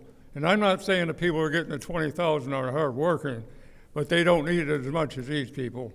And there ought to be a process where these people can find out. She didn't know nothing about this kind of money. I'm sure not too many did. You already had the 20 people picked out. But this ought to change. Start thinking about the little people out there that have closed up their businesses because they can't pay taxes or they can't pay water bills. Why would you raise their water rates to almost triple anyway? Thank you. Oh, no, I got another. No, I'm not over with yet. I want to know why there's only 5 here every meeting. There's 3 gone there. I know that one. Is he still getting paid? Is he still getting paid? And he ain't showed up there since he ain't been convicted, but he's not doing his job. If I worked at Buick. If I didn't show up for work for 3 weeks, believe me, I didn't get paid. Why is that any different? We're paying his salary. We know he's not coming back. But I don't care if he's been convicted or not. He's not showing up for work. Never get over 5 here, so you get nothing done. Why? Where's the rest of them? Maybe we ought to just cut this down where we have 5 council people, 5 wards. We'd be better off paying less money. Do you guys agree or don't you agree? You ought to stop, you ought to stop paying these people. There's no reason to pay a guy who's not here. I don't care what he ain't been convicted of a thing, but he could show up here and at least do his job. If you keep paying him, I wouldn't show up either. Thank you. Thank you. Next public speaker, Madam Clerk. Next speaker is Mary Wright. Next speaker is Anthony Aliu. I believe he left.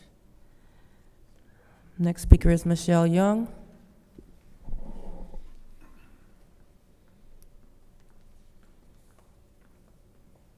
Hello, council.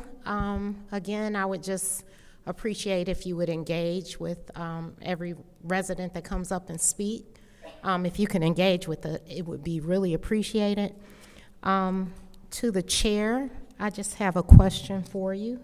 I know it's been talked about that it's a requirement that department heads must come and speak to the council, give updates. I just want to know, how are you going to enforce that? I would like to see that enforced because it's been a quarter. They should all have been here. Second question, I would like to know, where is the org chart? I would like it put on the floor, that the org chart be distributed and on the website with names affiliated with it. The public would like to know who they're paying for doing what. We are the employers. Third thing. Miss Judy, you have, councilperson in the 4th Ward. You have over 30 years in accounting. And Mr. Moore, the CFO, has over 30 years in accounting. And no one is able to tell us what's available in the ARPA funds. Chairperson, I would request that also be put on the next agenda, what is available in the ARPA funds.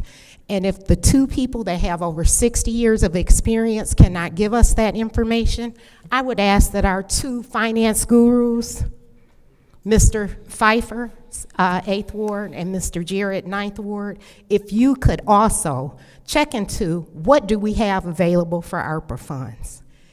And since it has been asked several times and nobody wants to answer it, you changed the rules a couple months ago about 6 votes.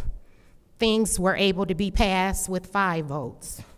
So with the ARPA fund money, that $40 million that went to the city general fund, if a certain person finds out that he is no longer living or has never lived in the city of Flint, will that ARPA money be coming back? $40 million. We need to investigate, a true investigation, and give us, the employers, answers. Is there a person on this council that does not reside in the city of Flint? That's what we need to know. And please, if people can't do their job working for the city, they have a thing called PIP in the private section. Somebody need to be on PIP if they can't give us some financial information. Thank you. Next public speaker, Madam Clerk. Next speaker is Sherry Smith McFadden. I believe she's not in. Arthur Woodson.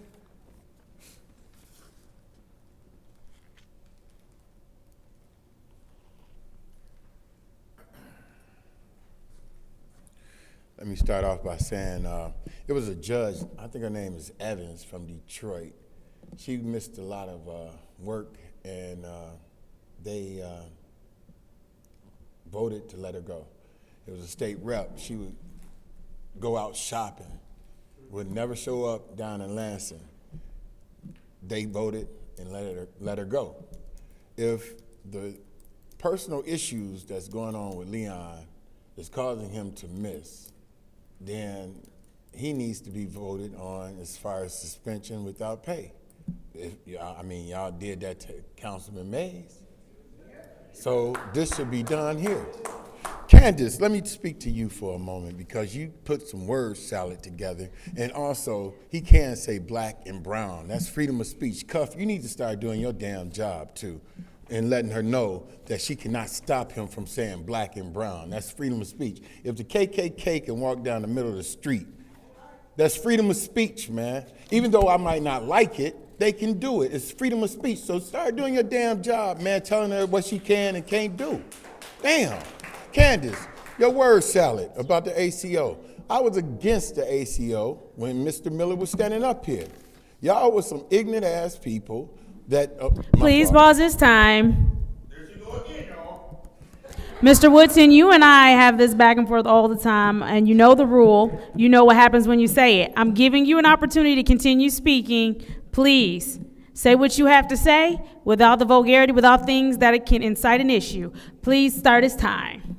Mr. Cuffs, there you go again, not saying nothing. Man, boy, y'all some ignorant people, boy.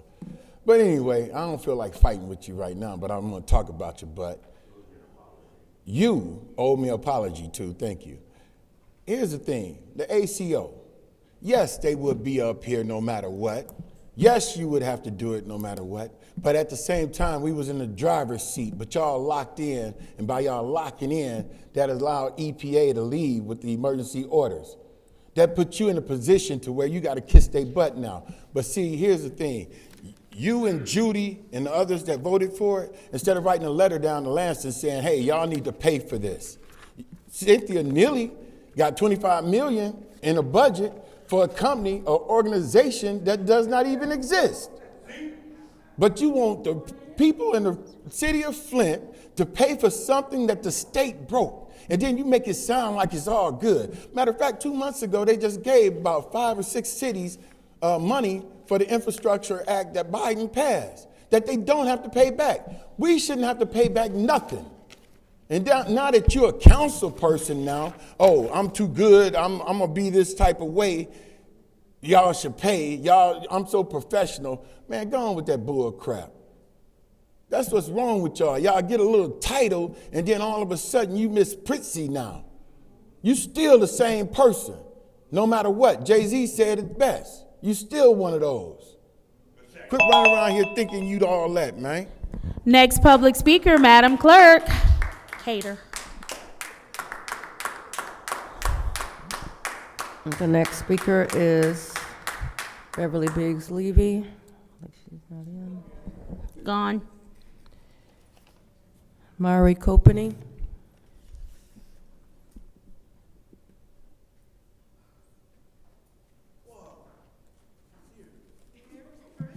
Thank you. I really wanted to get up here this week and share nothing but positive things, but unfortunately there are a few issues that seriously need to be addressed.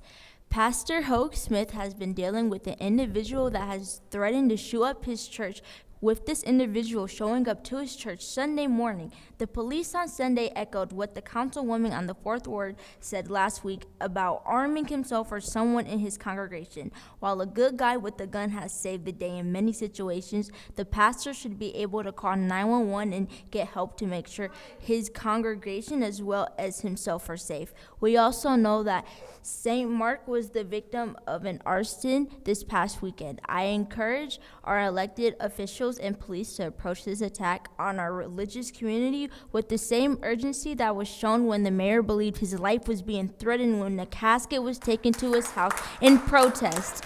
Even though it was made clear the purpose of the casket was not a direct threat to the mayor. Now, on to something positive for our community. Since there are so many people here working to address all the issues of the kids here in Flint, Chia Morgan, most known for our community Thanksgiving dinner, also runs many food pantries that are all around the community. She keeps those boxes stocked with essentials that Flint families can access 24 hours a day. And this past weekend was my 10th annual back-to-school give back. Despite zero support from local officials, I was able to provide local kids with 700 backpacks, 185 pairs of sneakers, socks, underwear, hygiene kits, headphones, filters, and more. Imagine how much we could achieve if leadership supported all of the youth.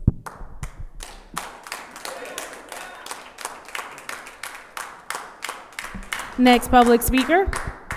Next speaker is Deborah Coleman.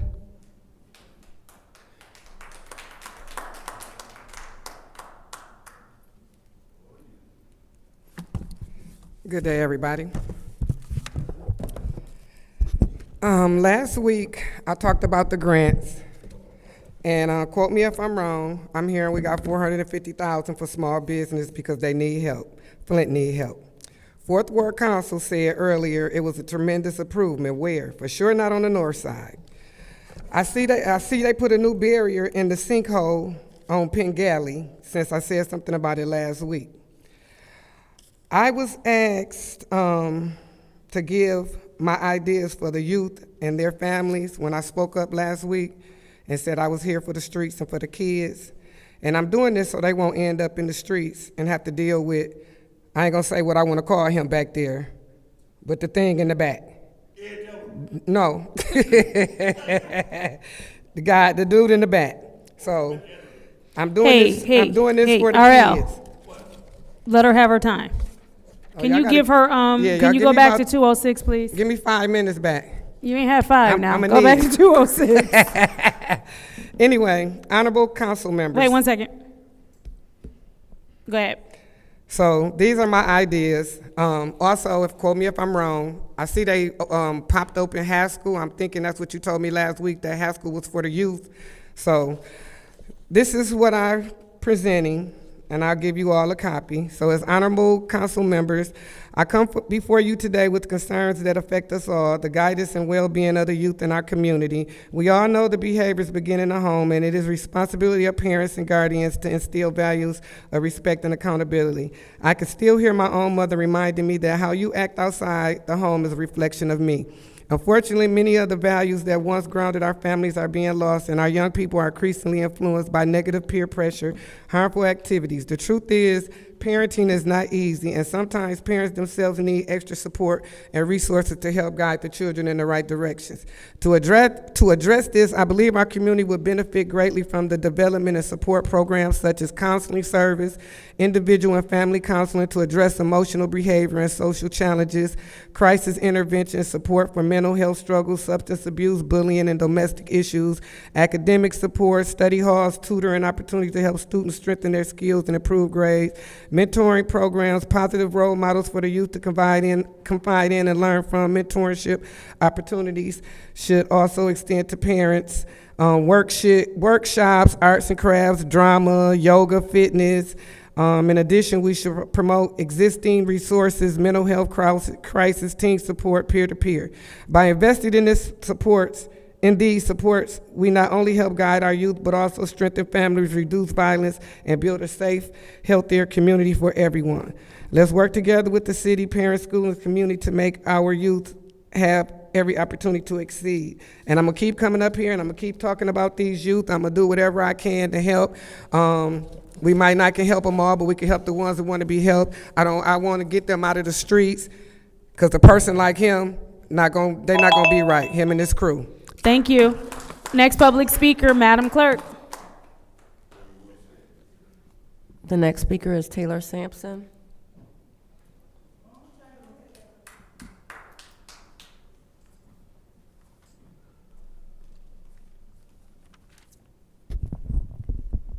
Taylor Sampson, resident of the 8th Ward. This is the wheel of power and control. It's given to anyone in an abusive situation. Besides physical and sexual violence, using coercion and threats, using intimidation, using emotional abuse, using isolation, using economic abuse, using male privilege, using children are all considered abusive tactics. Minimizing, denying, and blaming is also a chunk of the wheel. Making light of the abuse and not taking her concerns about it seriously, saying the abuse didn't happen, shifting responsibility for abusive behavior, and saying she caused it. I don't know what is wrong with half of the city council and the city in general for not seeing a felony charge of assault with intent to do great bodily harm less than murder, and ripping out hair, leaving marks on her neck that are consistent with attempted strangulation according to the Mount Morris Police Department report, and a misdemeanor charge of domestic violence are not means for suspension or removal of the First Ward Councilman Leon Alameen. What message does this give to the domestic violence survivors in our own wards and community? 3rd Ward, 4th Ward, 7th Ward, you voted this down last week. What does that say to people in your ward? How is that supporting the people in your ward? And you're not gonna give me the respect of eye contact again. Thanks. I just don't understand how you're not going to go along with this. If you do not change your votes tonight during this meeting, you are committing political suicide. There is no hope for your careers. We will not let this go. We always believe survivors and women. As for the accommodation discussion, this is one of the most ableist councils I've ever seen. Every single week in these seats, there are people that are disabled, that are spoken to like children, physically accosted by the police because of the verbal directions given by 4th Ward, 2nd Ward, and 7th Ward. We come up here all the time. We're removed from the meetings. You yell at RL for speaking out. You do nothing to care for the disabled community that is in these chambers every single week. But now that new faces are in here, suddenly it's an issue. New faces are bringing forth the hard of hearing deaf community. That's another chunk of the population. Now you're gonna talk about it? I think all of us deserve an apology for everything you've done to us these years. It's been literally years of us being dragged out of here. Every week I come up here, and I've said it multiple times, I am both mentally and physically disabled since childbirth, and you still will not give me the respect of actively listening or eye contact, Judy and Candace. Oh, Judy, I saw that. 2 seconds, thanks. Thanks for your little smirk, too. The camera can catch all this.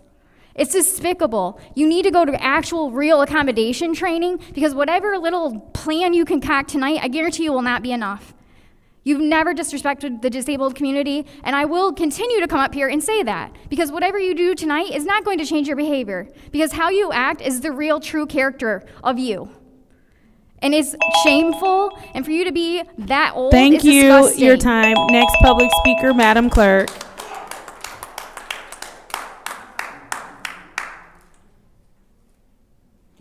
The final speaker for this meeting is Tanya Jones.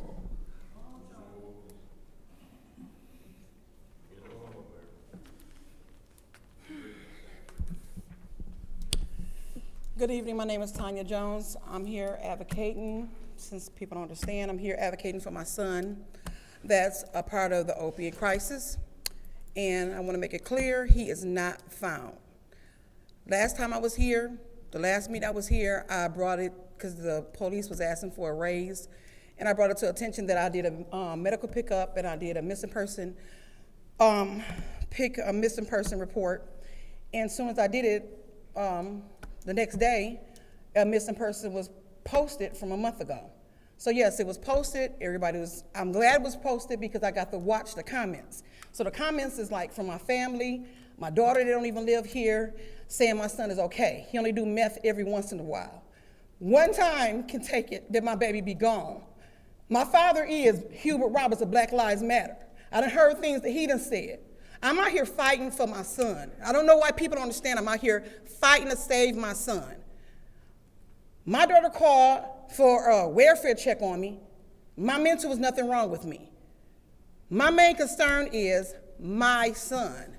So doing a missing person report and having it filed a whole month later, since I brought it to the council attention, and then I was all over the internet, my son I have still not found.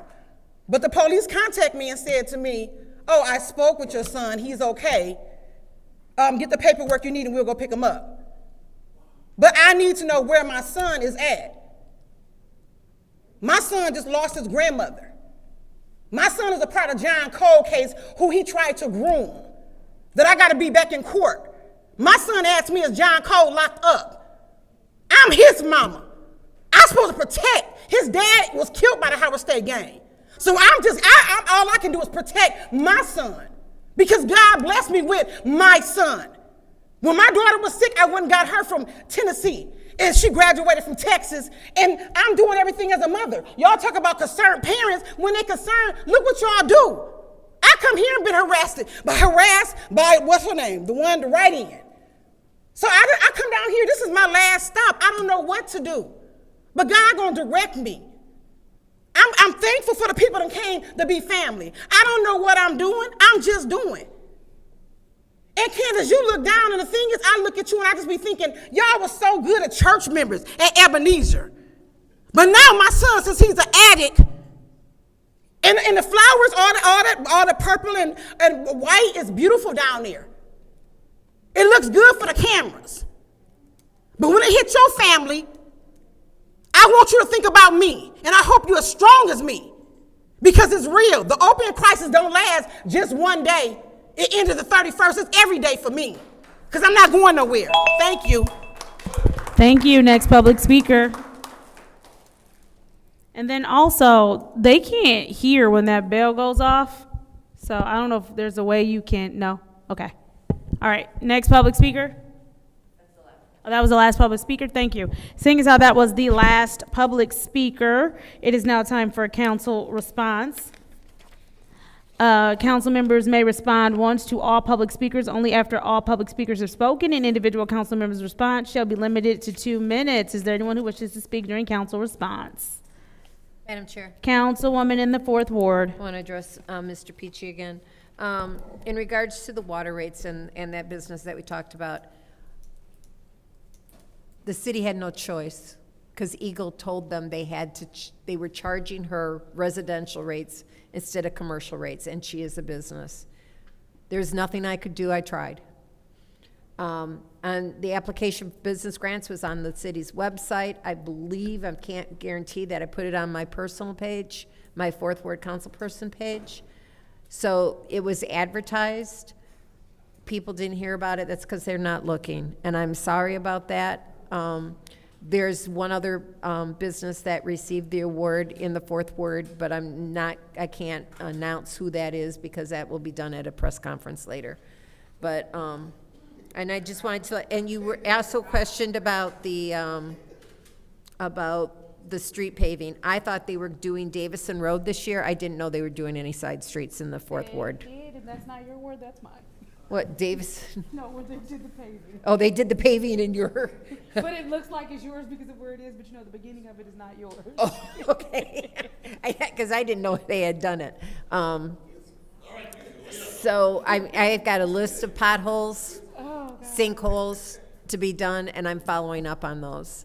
And if there's a sinkhole or a pothole that you know of, give me a call. Let me know what it is, and I'll make sure to follow up and find out where it is in the process. Thank you.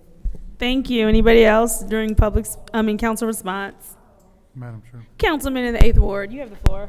So let me speak to these $20,000. I'm gonna say payoffs, grants, whatever we want to call them. You see, some council people know who got them, and others who don't. We don't know. Obviously Judy knows because she just said that she wasn't going to review that. It had to be a press conference. So she did just say that. The grants, whoever got them, you know, that's the cover of darkness, and they give them to the favoritism. We have, you know, I didn't see anything that says that they were accepting grants and who applied and who didn't get, who applied and didn't get it. We haven't got any of that information. So I'm not surprised. That's the whole reason why I didn't vote to support this business grants, is because they wouldn't tell us who they were going to and who and how the selection process or any of that. So, and that's what I said on the record when this came before us. And like, there's no way that we're just going to randomly give $20,000 to businesses without any information. I wasn't going to approve it on my name. Because it's all a press conference. It's all for a press conference. This could have been, that money could have been for 20 more houses, 30 more houses to be demoed. It could have been to fix the 12 potholes on my street alone that are just, they just put barricades over. There's so many different things and so much wrong with that, with this stuff. It's exhausting. So I have nothing. I can't even comprehend how corrupt this city is. Wishes to speak during council response. Madam Chair. Councilwoman in the 5th Ward. Councilman Pfeiffer, the city is very corrupt. I had to speak. I wasn't gonna say anything, but you know, the point that there will be a press conference on these grants, for the business grants. And, you know, we just had a church that was threatened, the People's Church. Did we get a press conference on that? We just had a church in the 2nd Ward that was caught on fire. Okay? Did we get a press conference on that? See, it's all a political ploy. It's all about campaigning. Okay? It's about campaigning. This mayor, he campaigns all day, every day. So you know, that's what it's about, Councilman Pfeiffer. It's a campaign ploy. I just want to put that on the record. Thank you. Thank you. Is there anyone else who wishes to speak during council response? Seeing as how there's no one else who wishes to speak during council response, I will go ahead and take my time. I'm going to start with the question about the department heads attending meetings. Only if it pertains to their specific department, then yes, they can, or if they cannot make it, they can send a proxy who should know the information. One thing that you did touch on though is about the fact that they are supposed to give updates. I believe that's quarterly to the council. So one thing that we will do is we will start asking for those quarterly reports. We'll actually send an official letter to the mayor stating that we would like the quarterly reports to start back so that we can have them, and we'll have them come present quarterly in front of the council. So we will make sure we do take care of that. Thank you. Let's see. Another thing you talked about was like the rules changing a couple weeks ago about the votes and how many votes you need to move things. So it's always been 5. It's been 5 since I've been on council. So that's actually not a new rule. It's been that way. But I do hear you and what you're saying, but that is not a new rule. Let's see. Mari, 10 years. Thank you. Thank you very much for helping and serving other youth for the past 10 years, making sure that they have this event to look forward to and all the work that you're doing. Your hair is really pretty, by the way. And then thank you for shouting out Chia in the food pantries, because that's actually very important for people to know. We are heading into some tough economic times, so there are a lot of food pantries around the city. Just make sure that if you are not going to take, that you don't vandalize and destroy them, and add to them when you can. do also want to talk about, Ms. Deborah, thank you for the list. I was writing down all the things you said, but then you handed us this paper. There are a couple of things that we do already have enacted. Would love to talk to you about that and how we can get some of those things working. And then there are some things on here that we should probably look to enact. I want to talk about also with the grants. So I don't know whether she misspoke or not, but the press release that happens for them happens every week before they're given out. I want us to be mindful that this was done in a lottery, and let's be fair to the businesses who did apply, who are actually doing the work and who never get money from the city. This is their first time. Thank you. That is my time on that. We can move on to the consent agenda. What is the pleasure of the body? Yes. Motion to send to council. There is a motion to send to council. The agenda, is there support? Moved and properly supported by the councilman in the 8th Ward. Are there separations? I will do a complete separation. And then we'll move on to resolution 250285-T. What is the pleasure of the body? Send to council. There is a motion to send to council by the councilman in the 8th Ward. Is there support? I'll support that Moved and motion. supported by the councilwoman in the 5th Ward. Is there discussion in the first round of discussion? Yep. Councilman in the 8th Ward, you have the floor. So I will be supporting this. I think that this is probably a couple weeks overdue.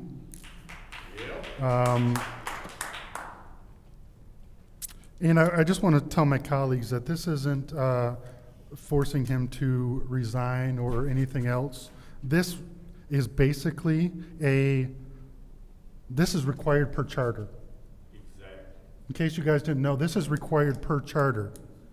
So I'm going to read the part of the charter that mandates that we have a vote on this. Section 2-410, vacancy in the office of council member. Subsection C, when a council member is unable to perform their duties of the office, the council member may request of the city council to be excused from duties, which he has not, for a period not to exceed 45 consecutive days. Consecutive calendar days. And the city council shall vote to excuse or not to excuse. He never requested, so that hasn't happened. If the council member does not request to be excused and the council member does not perform the duties of their office for 45 consecutive days, 45 consecutive days was a few weeks ago. Yep. The incident that stopped him from coming to council happened on July 10th. 45 consecutive days, calendar days after that would have been the 25th of August. Yep. If the council member does not request to be excused and the council member does not perform their duties for 45 consecutive calendar days, or if the city council votes not to excuse him, which we didn't, the city council shall vote on whether or not to declare the office vacant. Shall. It doesn't say may. It says shall. Where in the hell's the EAB board now? Where's the EAB board at this? Because that is part of the charter, and he has not been here and next week will be 2 months, 60 days. So this right here, this vote is to excuse him until the end of his legal obligations or whatever process that is. So this right here is the city council excusing him and not voting his office vacant. What page is that? What page? 24. So this right here is above and beyond. We could have a vote and declare the office vacant. This right here is almost in his favor because we're excusing him not to come here until his legal obligations are resolved. So to me, I don't know, this right here is in his favor. This is basically I don't know, excusing everything that he's, going through and saying, don't worry about showing up. We're not going to vacate your office and deal with your legal obligations. That's what we're saying. That's what this resolution says. So by charter, we could do the opposite and declare his office vacant. We could have that vote. We could have that vote because it's required. It shall. We shall have that vote per charter. So I don't understand if my colleagues don't support this. I don't understand what they just don't want to talk about it. We're going to put earmuffs on and pretend that he wasn't charged with domestic violence. We're going to pretend that he hasn't been here for 2 months. We're just going to, if we don't talk about it, it'll go away. So to me, I'm going to support this, and I'll leave it at that. Thank you. Thank you. Is there anyone else who wishes to speak during public speaking? I'm sorry, council response. Thank you. Madam. I'm sorry, I'm tripping. This is anybody else in round one of the resolution. Thank you. Yes, Madam Chair. When I did the resolution, I had to keep in mind that as council members, we cannot suspend our members. We don't have that authority. We do. Well, after a certain amount of time, we don't have that authority. I know what I'm saying. And you know what? First of all, point of order. You shouldn't even be talking while I'm talking. So, you've been doing that all night. So actually, please pause our time. Please pause our time.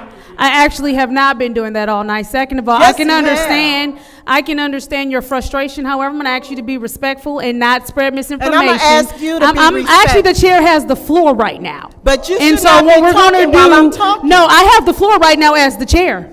You said point of order, so I have the floor right now as the chair. As I was saying, I can certainly understand your passion and your frustration. But one, we're not going to spread misinformation about what's been happening all night because I've not been talking at all, actually. And then the second thing, what we're going to do, Can I get back to what I was have saying? the floor as the chair, and I have not relinquished it. You will get your time back when I relinquish the floor. As I'm saying, Mr. Wood, that's your first warning. As I was saying, that's cool. So as I was saying.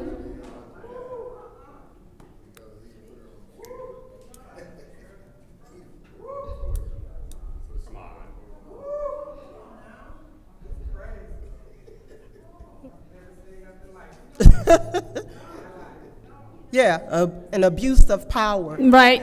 Sure. No, what it is that there's a constant disrespect that comes from you when you get too passionate. And there's a constant disrespect that comes from you. Yeah, well, I didn't disrespect you, though. All I simply did was tell you, because you stated something incorrect, is that we do have the power. And you shouldn't be talking while I'm talking. Actually, I'm the chair.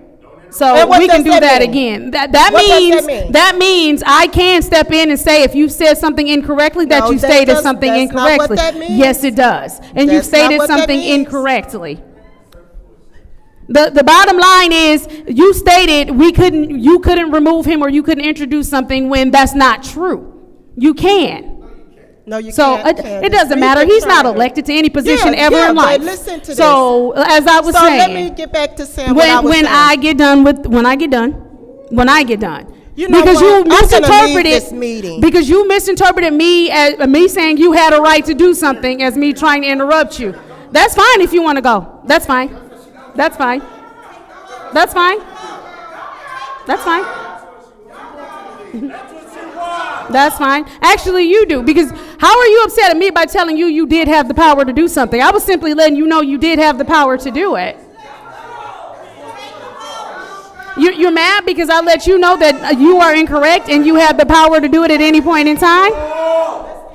So let me know. Don't say that. She just wants to leave. She don't want to take the Yes, ma'am, Miss Mary. Go ahead.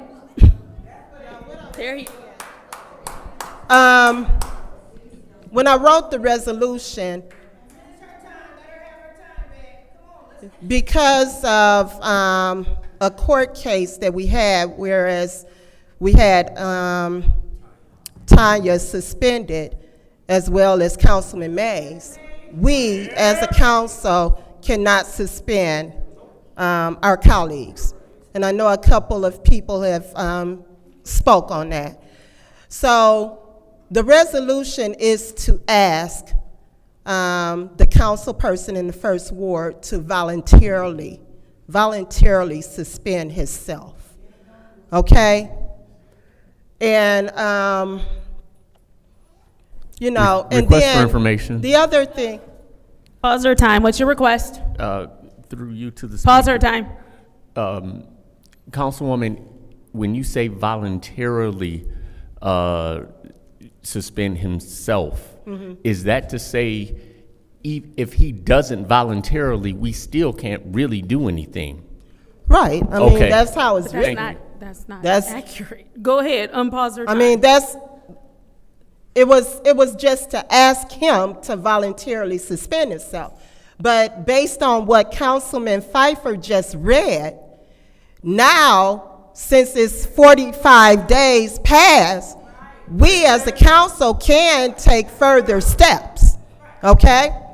But also, I wrote the resolution too because we have survivors of domestic violence in this city.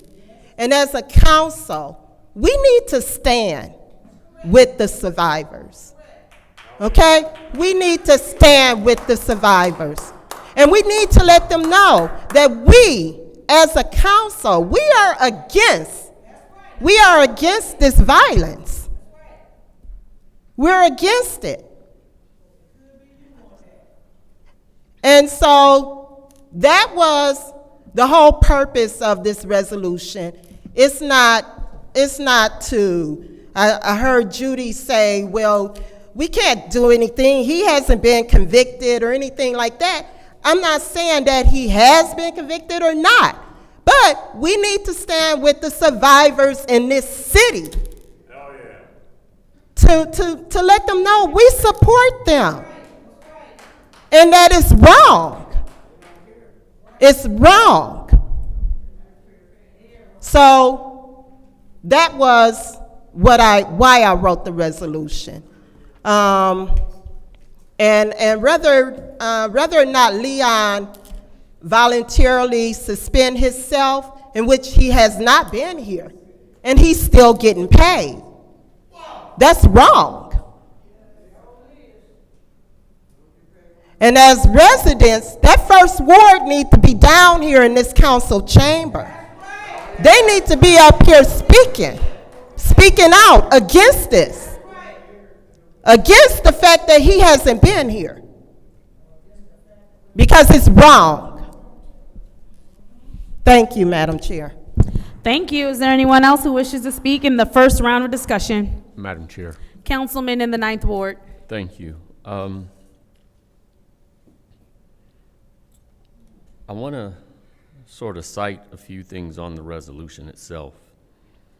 And per my request for information, and even the title of the resolution, it speaks to resolution calling for Councilman Leon L. Alamin to voluntarily suspend his duties pending resolution of his criminal case.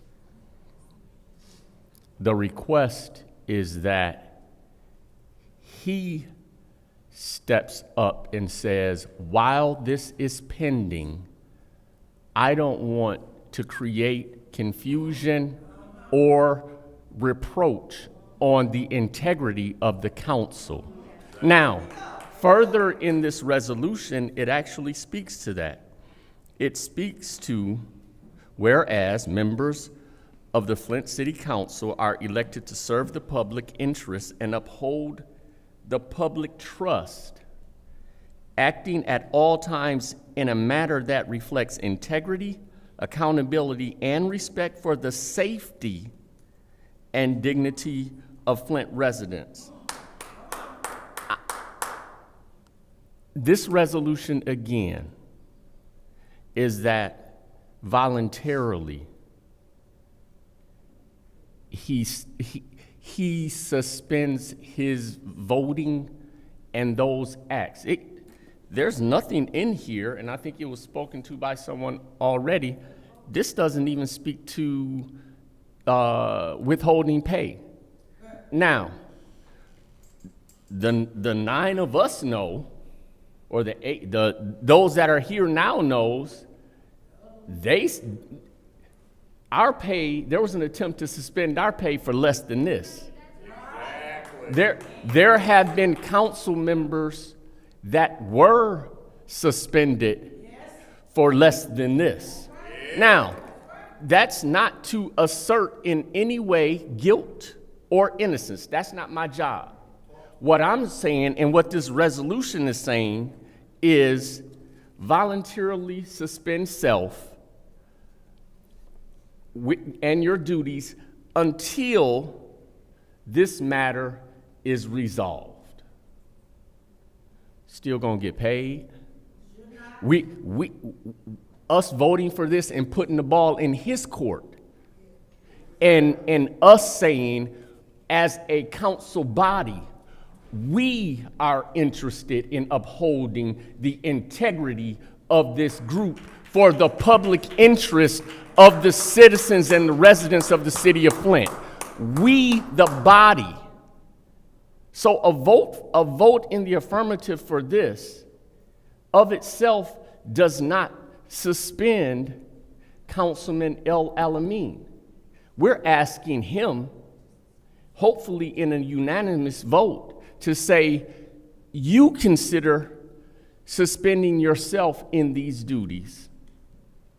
And in that, integrity for all can be in a measure upheld.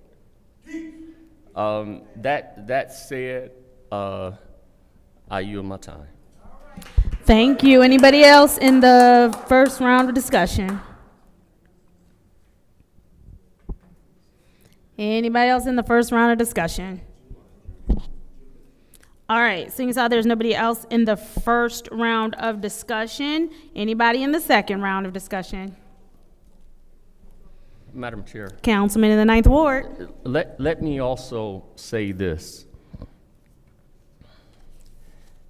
Again, this resolution, as I see it and as I vote, is not a vote of judgment. This is not a vote of judgment. This is a vote of accountability. Us taking the accountability as a body to say that we are going to make every effort to ensure public trust, and then accountability on the councilman's part to say, again, I don't need to add any additional confusion while I work through what I got to work through.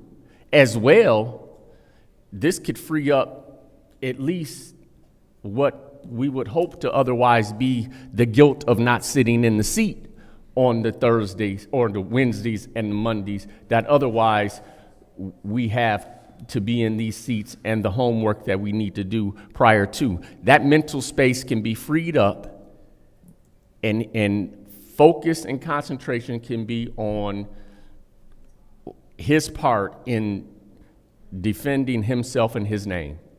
But again, as I see it, this is not a vote of judgment, but one of accountability.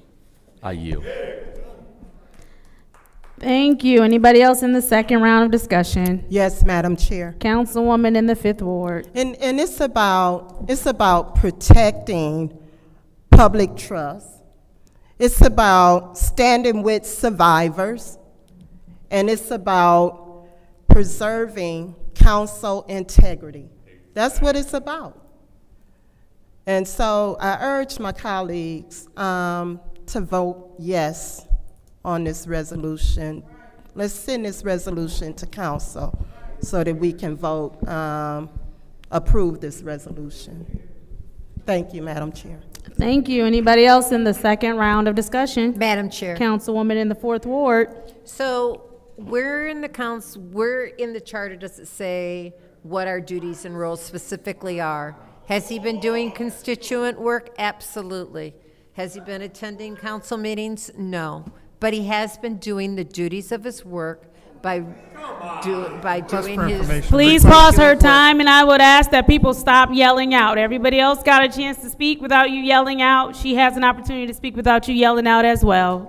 What's your request? So, through you to the council member in the 4th Ward. So are you saying that these meetings are voluntary and I can just answer phone calls and never show up to a meeting? Well, Mr. Go Pfeiffer, ahead, start her time. Go ahead, Ms. You Priestley. were off for quite a while last year when you were ill, or the year before, so, and Yeah, did was not. it 45 So days? No, it wasn't. But I had 2 strokes and I was back before 45 days. there are oftentimes, many people on this council have missed multiple times. Mm-hmm. And, but the fact of the matter is that he has been able to do duties of his job. So I think that this is inappropriate at this time. And as I said before, if he is convicted, I will vote to remove him.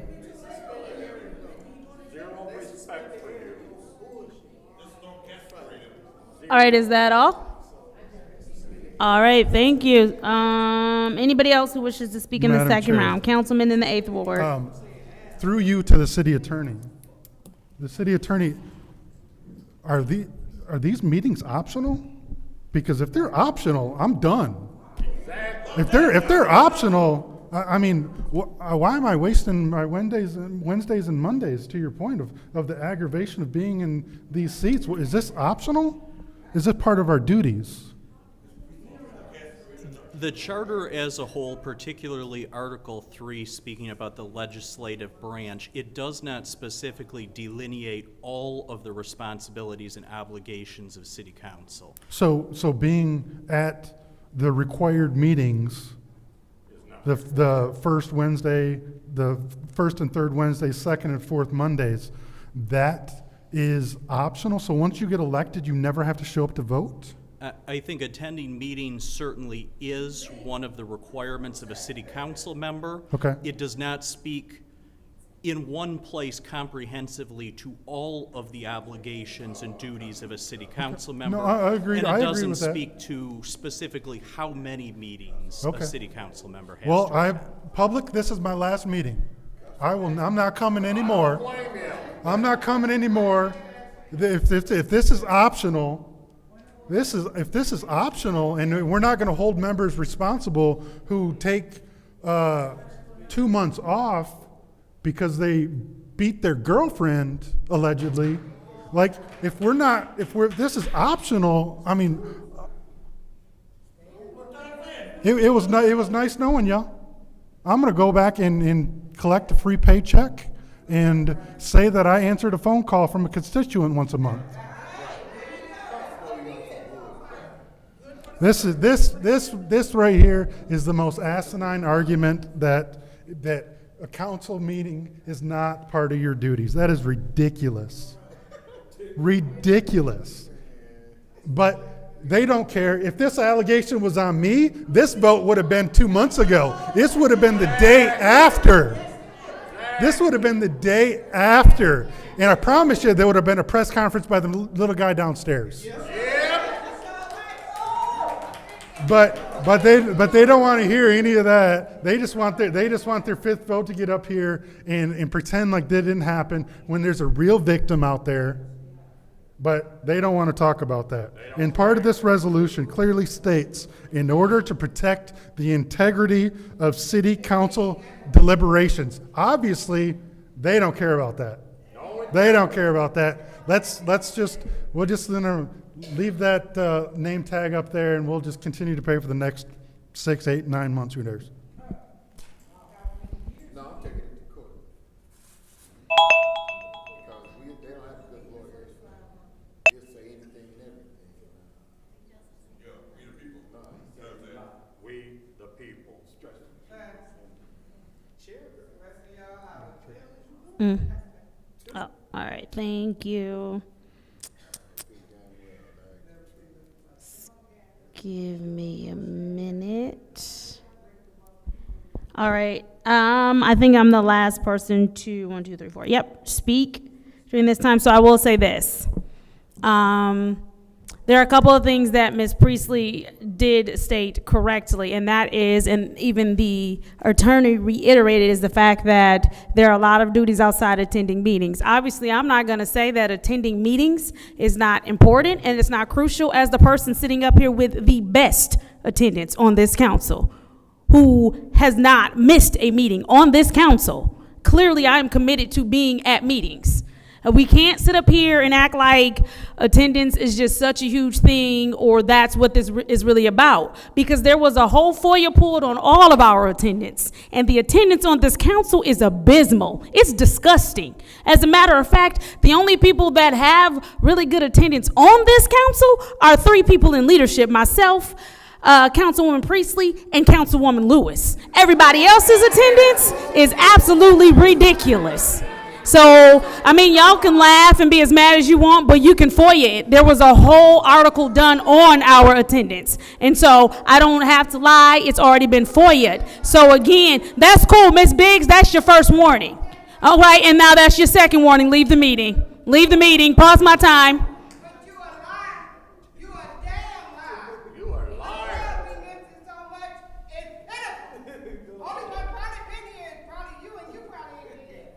Only you and you probably ain't been here.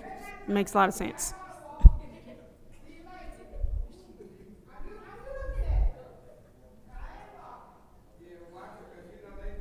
Leave her alone. No, they don't have to leave the building. Oh, that's your new rule. You gotta leave the building now. Never even voted on. Alrighty, start my time.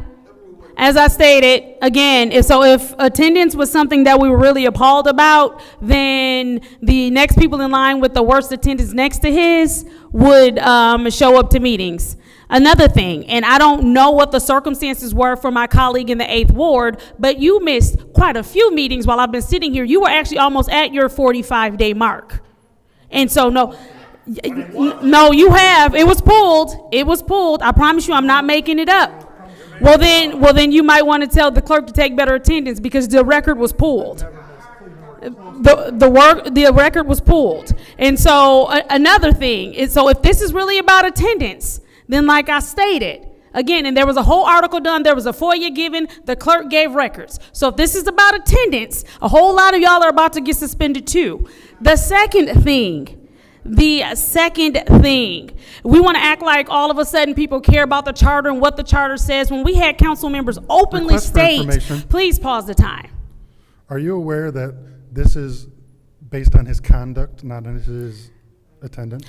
The attendance was brought up for I'm going through the door you opened, so let's go. As I was saying, if all of a sudden we care about the charter, when we had council members state on records and leave meetings that they wouldn't follow the charter and appoint when we needed to appoint. So if we're caring about the charter and people need to be suspended for not following the charter, we have grounds for suspension there. If it is about attendance, we have grounds for suspension there. I understand exactly what my colleague in the 4th Ward is saying. I understand exactly what the attorney is saying. I think that the issue that we're running into here is, I don't believe in politicizing people's pain. I don't think for y'all it's about the young lady. I don't believe that it is. I think for members of the audience it is. For people up here, it's purely politics. This is the roll call vote for resolution 250285-T, which is the request for voluntary suspension, Flint City Council official duties, 1st Ward Councilman Leon Alameen. Mr. Alameen is absent. Dr. Lewis is absent. Ms. Johnson is absent.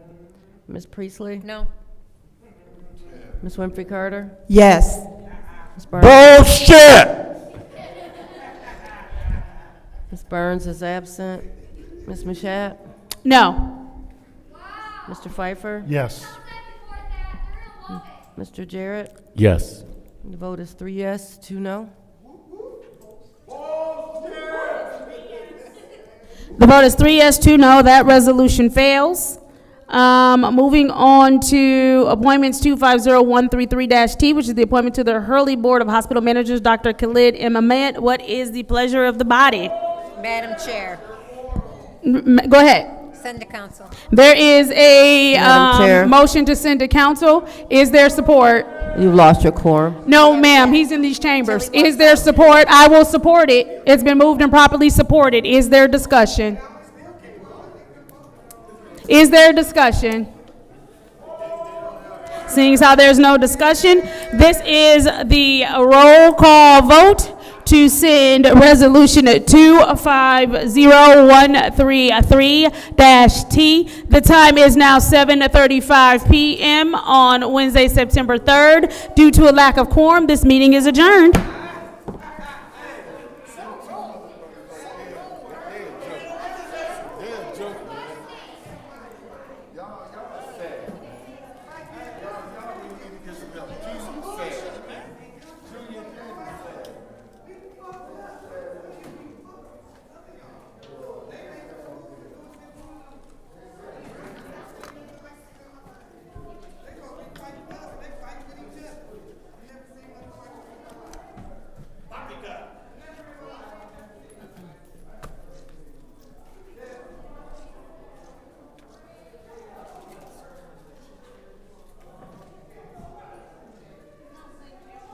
Thank you. Faith, Christian Love Faith.